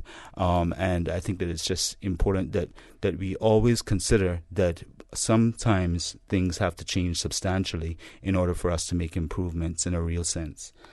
So that's what I had to say on those 2 points. So I don't know if you want to take back the point about more being... No, I think we just to keep talking about the issue. I mean, the port issue is, I think on one hand, everyone knows that when something happens that you've been planning for, sometimes it doesn't work out the way that you thought, right? Everyone's experienced that, and that's always something to think about. What I suggest we think about, and what we should do with a channel like this, is we get the opposing views. You got to learn to sit in somebody else's shoes. So instead of saying, hey, drivers at the port, you should actually think about, if you really want that port, let's sit in their shoes. This is what they do day in, day out. They go to that port. They work at that port. Mm-hmm. How would we feel if there was this big issue, such an emotional issue about our mode of survival? Absolutely. That's also something to think about, because, and I'm glad that we had the callers from both sides of the fence, because This is really what we need on a broadcast like this. We need to hear all the viewpoints so that we can better understand the other person's viewpoints. And at the end of the day, though, one has to take a position. You should endeavor as best as possible to put yourself in somebody else's shoes and to look at their perspective. But you have to take a position at the end of the day. Agreed. And that's an important point based on what the other guy was saying, is that a lot of people seem to think that by just signing for this referendum that they're actually signing that legal binding issue on how they feel on the port. It's like, no, people. That's not your position yet. Right. When the referendum triggers, that voting day comes up. That's the vote that counts. I mean, I think that's a good point. I think people may not be aware of that. that. I think that it should be clear by now, however, that the actual current petition is for the calling of a referendum rather than the actual decision. So I don't want to dwell on that too much. There are two quick clarifications, and then we have a caller that we need to go to. And the first one is that I failed to tell you that the Prime Minister of Singapore I was referring to is none other than Mr. Lee Kuan Yew. Forgive me for having forgotten that. And I also wanted to say that when referencing things like the basis of our laws, we also have to be careful because of the fact that British or English common law in particular has a very long history in excess of 1,000 years. The Code Napoleon developed 300 years ago has had some influence, but is by far not the main driving factor behind the laws that affect the Cayman Islands today and how the Westminster system operates. So just wanted to clarify those two things. Okay. With that, I'd like to welcome the caller. Good afternoon. You're on Talk Today. Yeah, good afternoon to you, Patrick. Yes, sir. Hello. Good to hear from you. Hi again to yeah, man. Cool. Listen, I just really quickly, just got a chance to tune in. Yesterday I posed the whole question about the dredging, and I didn't get to listen to any responses, if any did come in, but I'm deducing based on this explanation in regards to no dredging in Hawkesbury Bay and the conversation you have now that response came in as justification for the misleading adverts that we're hearing on the radio. What are the adverts saying exactly? I listened to it yesterday. No dredging. But in Hawkesbury Bay, correct? I didn't quantify it as saying in Hawkesbury Bay. I just heard no dredging. If it says that in the advert, I'm now asking you, as a result of hearing this conversation about Hawkesbury Bay and being specific about Hawkesbury Bay, if that is something that was brought up after I got off because I didn't get to listen. Right. As to whether people were saying that's what the ad is saying. Is that the case? Okay. So the answer is that just immediately after the show yesterday, we inquired with the relevant ministry, and the response that we got is that not the ad in specifically, because I didn't refer to the ad specifically. I just referred to there being dredging in Hogstye. Well, yes. Well, where is the dredging not going to happen? And I was told not in Hogstye Bay. Therefore, as to the wider issue, like I said yesterday, and I was being completely frank with you, I cannot imagine that this development can happen based on the publicly produced and online assessment done by Baird, B-A-I-R-D, engineers and assessors that the Premier himself referred to, that there has to be dredging in order for this to proceed. But I don't know the specifics of it beyond that. Patrick? Hello? Yes, sir. Yeah. Can you hear me? Yeah, sorry, I was lost there. I heard you, man, and I appreciate you. Bro, you didn't even have to go there. If the response was just what you just said, I don't know which one is worse. Them being misleading and spreading that foolish propaganda to try to really, if you will, mess with perhaps some of our seniors. I mean, this was never about Hogstye Bay. My understanding of Hogstye Bay is that little piece of cove that we have there, the little cove that's just right in the center of Georgetown. If there's somewhere else that's known as Hogstye Bay, then I don't know about it. And if I'm wrong, then I'm wrong. But that's my understanding. But that was never the discussion in regards to the port and the development and certainly dredging. I think you're correct in terms of how misleading, Patrick. Sorry, how misleading is that? That's the important point, though. How misleading, how reckless that you would even come to our people and try to convince us to vote for something. I would vote for it just because they lied to me in that wise. I mean, how reckless? Well, that's the discussion. The discussion has to be much deeper than that, in my view. And as that gentleman so rightly said a few calls ago, when I signed the petition personally, I didn't sign it necessarily because of a no vote. I signed it with the idea of being able to hold the government accountable and to be able to get more information and to really ask the important questions relevant to the dock. Like, for example, why weren't there any other studies done on any other parts of the island to determine whether there was feasibility? We see that in one of their adverts as well. Silly one, unfortunately, and no disrespect to Ants, okay? But it was in her advert that I heard it, and it says about, the senior fisherman knows that the harbor was the right place to have it, Well, yeah, they didn't drop them and dig up the ground way back then when they were coming in. They were trying to get against Iron Shore. And so that kind of really silliness is what irks me, Patrick, and that's not the level of where the discussion should be, in my view.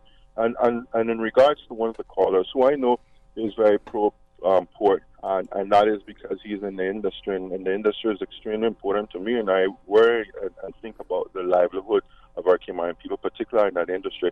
But I'm not sure he's absolutely correct when he talks about we being the only island that doesn't have a port. And if we are, good on us. Perhaps it's the only thing that perhaps the lens should shift and not look at it as being a negative thing, but rather a positive thing. Thanks, man, Patrick. Of course, and doing just to say that obviously I'm not going to comment without knowing the actual wording of the particular advert, one way or the other. But you've already said it. You've answered it yourself insofar as if you feel that it is incorrect, then you have to go with that. But what I would like just to clarify is that we sought to, as much as possible, to define what is Hogstye Bay, and the answers still keep coming back being the same, which is essentially that your description of Hogstye Bay is what is considered Hogstye Bay. And the only written description of Hogstye Bay that I'm aware of is in Commissioner Hurst's 1910 description of the area of Hogstye Bay as defined at that time. So I'd like to thank you, sir, for calling in. We have to take our final break for the afternoon, and then we'll be back with you shortly. I'm going to Vamp Motors to test drive the new 7-seater Rush. They have some really sweet deals going on now, not true? Yep, on SUVs. And they sweeten the deal by giving you a warm oven-baked cookie with each test drive. Better test drive more than one, just to be sure. Take a test drive for a sweet surprise this month at Vamp Motors. Test drive any SUV and receive a freshly baked cookie. It's our way of saying thanks for dropping by to check out our huge sale on every SUV in stock. Save up to $4,400 during Vamp's summer SUV sale. That's every SUV in stock on sale for thousands off or cash back. Sweeten the deal only at Vamp Motors, Walkers Road. If your business is over here, but your customers are over here, adding more yellow to your business will bring you both right here. With everyone searching yellows, print, online, and mobile app, getting your business noticed is easier than ever. Book your consultation today at findyellow.com. The 2020 Yellow Directory is closing soon. Last chance. Don't miss out. Call now to sign up or renew today. 949-7027. That's 949-7027. Yellow. We know K-Man. Support our port. Support our tourism. So what you saying, Brownie? You looking concerned about something? It's okay. I hear some people talking about the new cruise burden thing that can cause a lot of harm in Georgetown and Hogstye Bay and even to 7 Mile Beach. They're saying it should be built some other part of this island. Now, what you think about that? Well, my darling child, our old-time captains had good sense, you know. They know why they chose Hogstye Bay for the harbor. So why go someplace else now? That's kind of true, you know. But what about the dredging? Don't you worry, there'll be no dredging in Hogstye Bay. Them piers are going way out in deep water and they're being built on pilings, so all the water and all them pretty fish will still be flowing back and forth. It's okay. I'm feeling real good about this cruise burden thing now. This is a win for K-Man. Sure is, Brownie. That's why Asuki supports the port and supports tourism. Support our port. Support our tourism. Listen to the general public. Your thoughts are just a telephone call away. 1-800-534-8255. What the public is saying. Let your voice be heard. And now, Radio K-Man's Talk Today.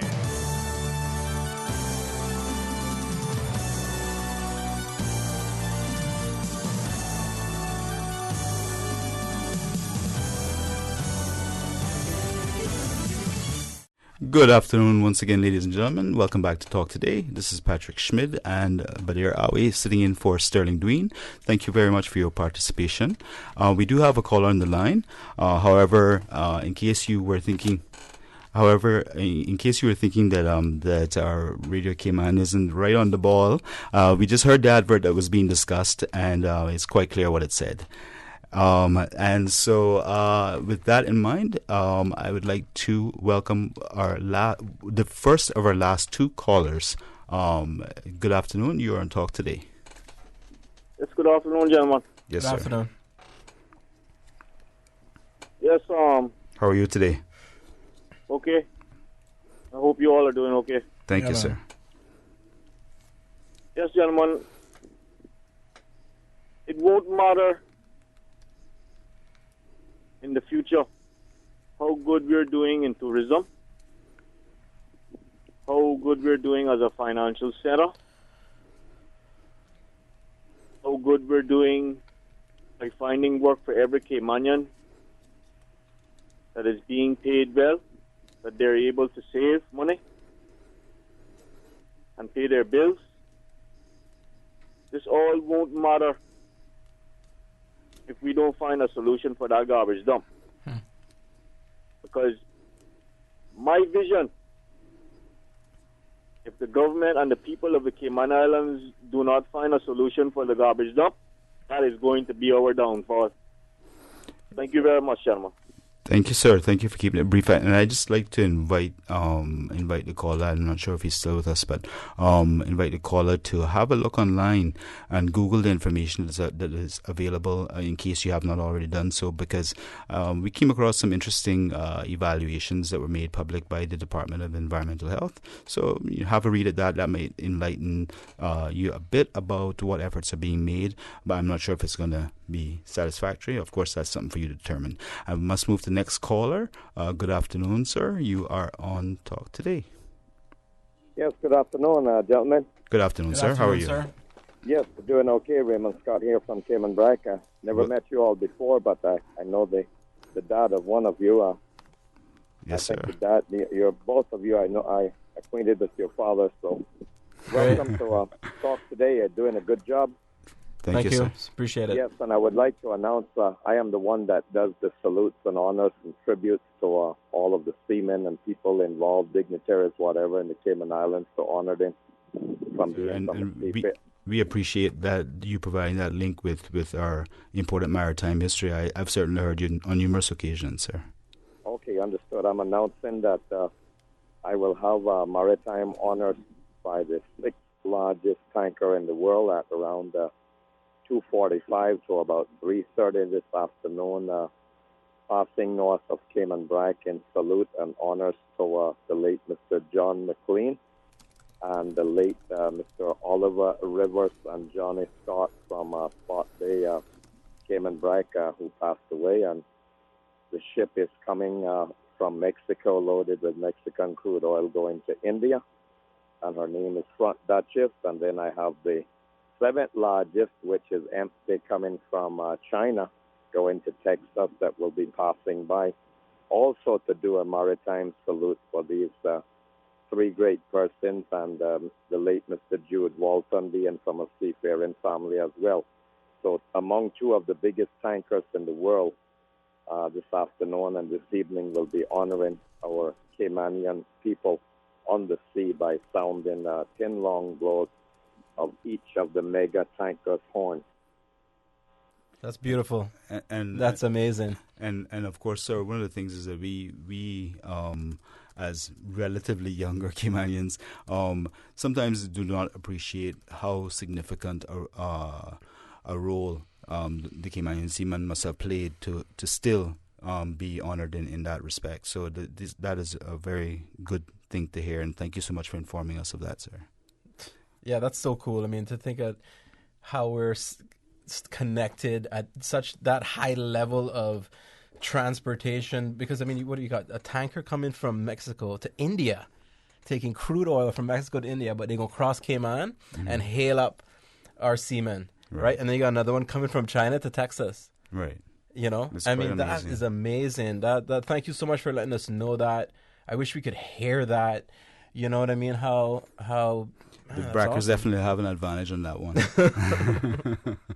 Well, I don't know the routes, but that's super cool to hear that. And I would like to also take this opportunity in our last few minutes to express my own personal condolences, in particular to the family of Mr. John McLean Sr. Indeed.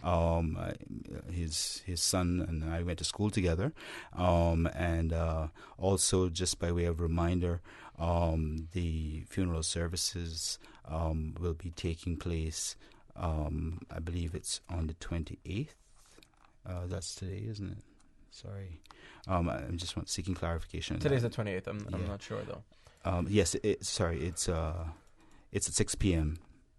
Today is when the funeral services will be taking place. So, just once again, condolences to the entire family. Mr. McLean, of course, was a substantial person, a substantial personality, a representative of East End for something like 24 years, I believe. So he's going to be sorely missed, and so just wanted to put that in there. Badir, did you want to mention anything else in respect of the various important topics that were brought up today? Because one of the things that I was thinking of is that recurring question of when is more enough, and like one of our callers said yesterday, and indeed the day before, on topics such as Brexit, it's one of those things which has so many different perspectives, and it does beg the question of who are we developing for, and is our pace of development correct for the Cayman Islands? Are we in fact practicing the best possible form of managed growth, of exercising and sticking to strategic planning. One of the callers mentioned yesterday that I believe it was actually Mr. Connor's show that you have things like Vision 2008, which seems to have gathered a lot of dust rather than having been followed. And 2008 is long gone, and we don't have a new vision in place yet, although we have a number of national plans, some of which are still in draft form for whatever reason. And it seems to me that we really do need to get a better grasp as quickly as possible on what direction we need to be heading in, and have a final collated collective plan on how to move things forward in the best possible way for all who are here in the Cayman Islands.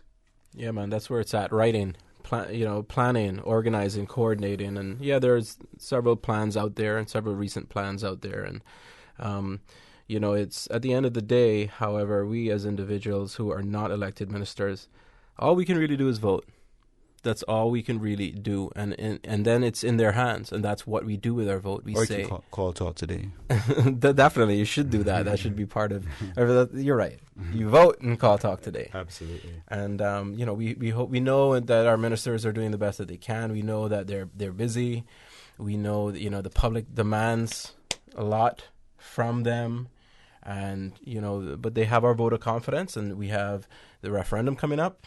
Probably, most likely, we got elections coming up, year and a half, however long it is, and that's 2021. That's when we really do our part, Yes. And but by all means, let's see some more plans. Let's see some more foresight into some of these very important capital projects we have in front of us, the social projects we have in front of us. The community do want to hear from the elected members whenever possible. Absolutely. And sorry to cut your discourse there. I have been sent a clarification. I'd like to thank the person for sending this through regarding Mr. John McLean Sr. What is actually happening this evening at 6 p.m. Is not the funeral, but rather a candlelight service in his memory. So that's at 6 p.m. this evening, and I apologize for that error. Going back to what you were saying, Badir, the thing is that in conjunction with that, participatory democracy that you're speaking of, and in moving closer and closer to that, we clearly are having, as we have heard today, more and more people who have the confidence to speak up about what is of concern and what is of issue to them. And I think that's fundamentally important, that people feel that they can speak without repercussion, or negative repercussion, that is to say, that they can express their opinion, and that you don't hold a person to task just because they have a different opinion from you. You don't hold them in a negative light. You try to have a meeting of minds, and somewhere in between the two, hopefully we can arrive at an agreeable position which can take us forward, because that is the only way that the system can really work. If one is allowed to dominate over the other, then we will always have disgruntled parts of our population, and that simply isn't feasible. Agreed. I mean, that's what dialectic is. It's a natural part of human socialization. You have liberal, you have conservative, and the conversation is between those two, and you can't lopside on one because it'll fall off the charts. So, we're happy to be part of Talk today, happy to be talking with people with differing ideologies and different ideas about moving forward, but we are happy that people are talking and expressing. And I think at the end of the day too, you have to expect that when you talk about important issues like this, there will arise certain negative feelings. Naturally, like you can't, it's not a nice conversation. It's a hard, difficult conversation. So it's not even so much that... We shouldn't be afraid of having them. That's the point. Yeah. That's the point. Yeah. Let's not shy away from that, because it's more important to have the conversation than not. And I think we need to make it abundantly clear that we want to hear from everybody. We want to hear everybody's opinion, and nobody should feel that their opinion is not important enough to express. And that's, I think, what Talk Today is all about. So I'd like to thank everybody for having participated in our program today. It's been a pleasure to stand in here for Sterling Dween. Hopefully we're somewhat filling his shoes. I don't know if you have any final words, Badir, but that's it from me. No, just want to say thank you all very much, and tune in tomorrow because we're going to go at it again. Absolutely.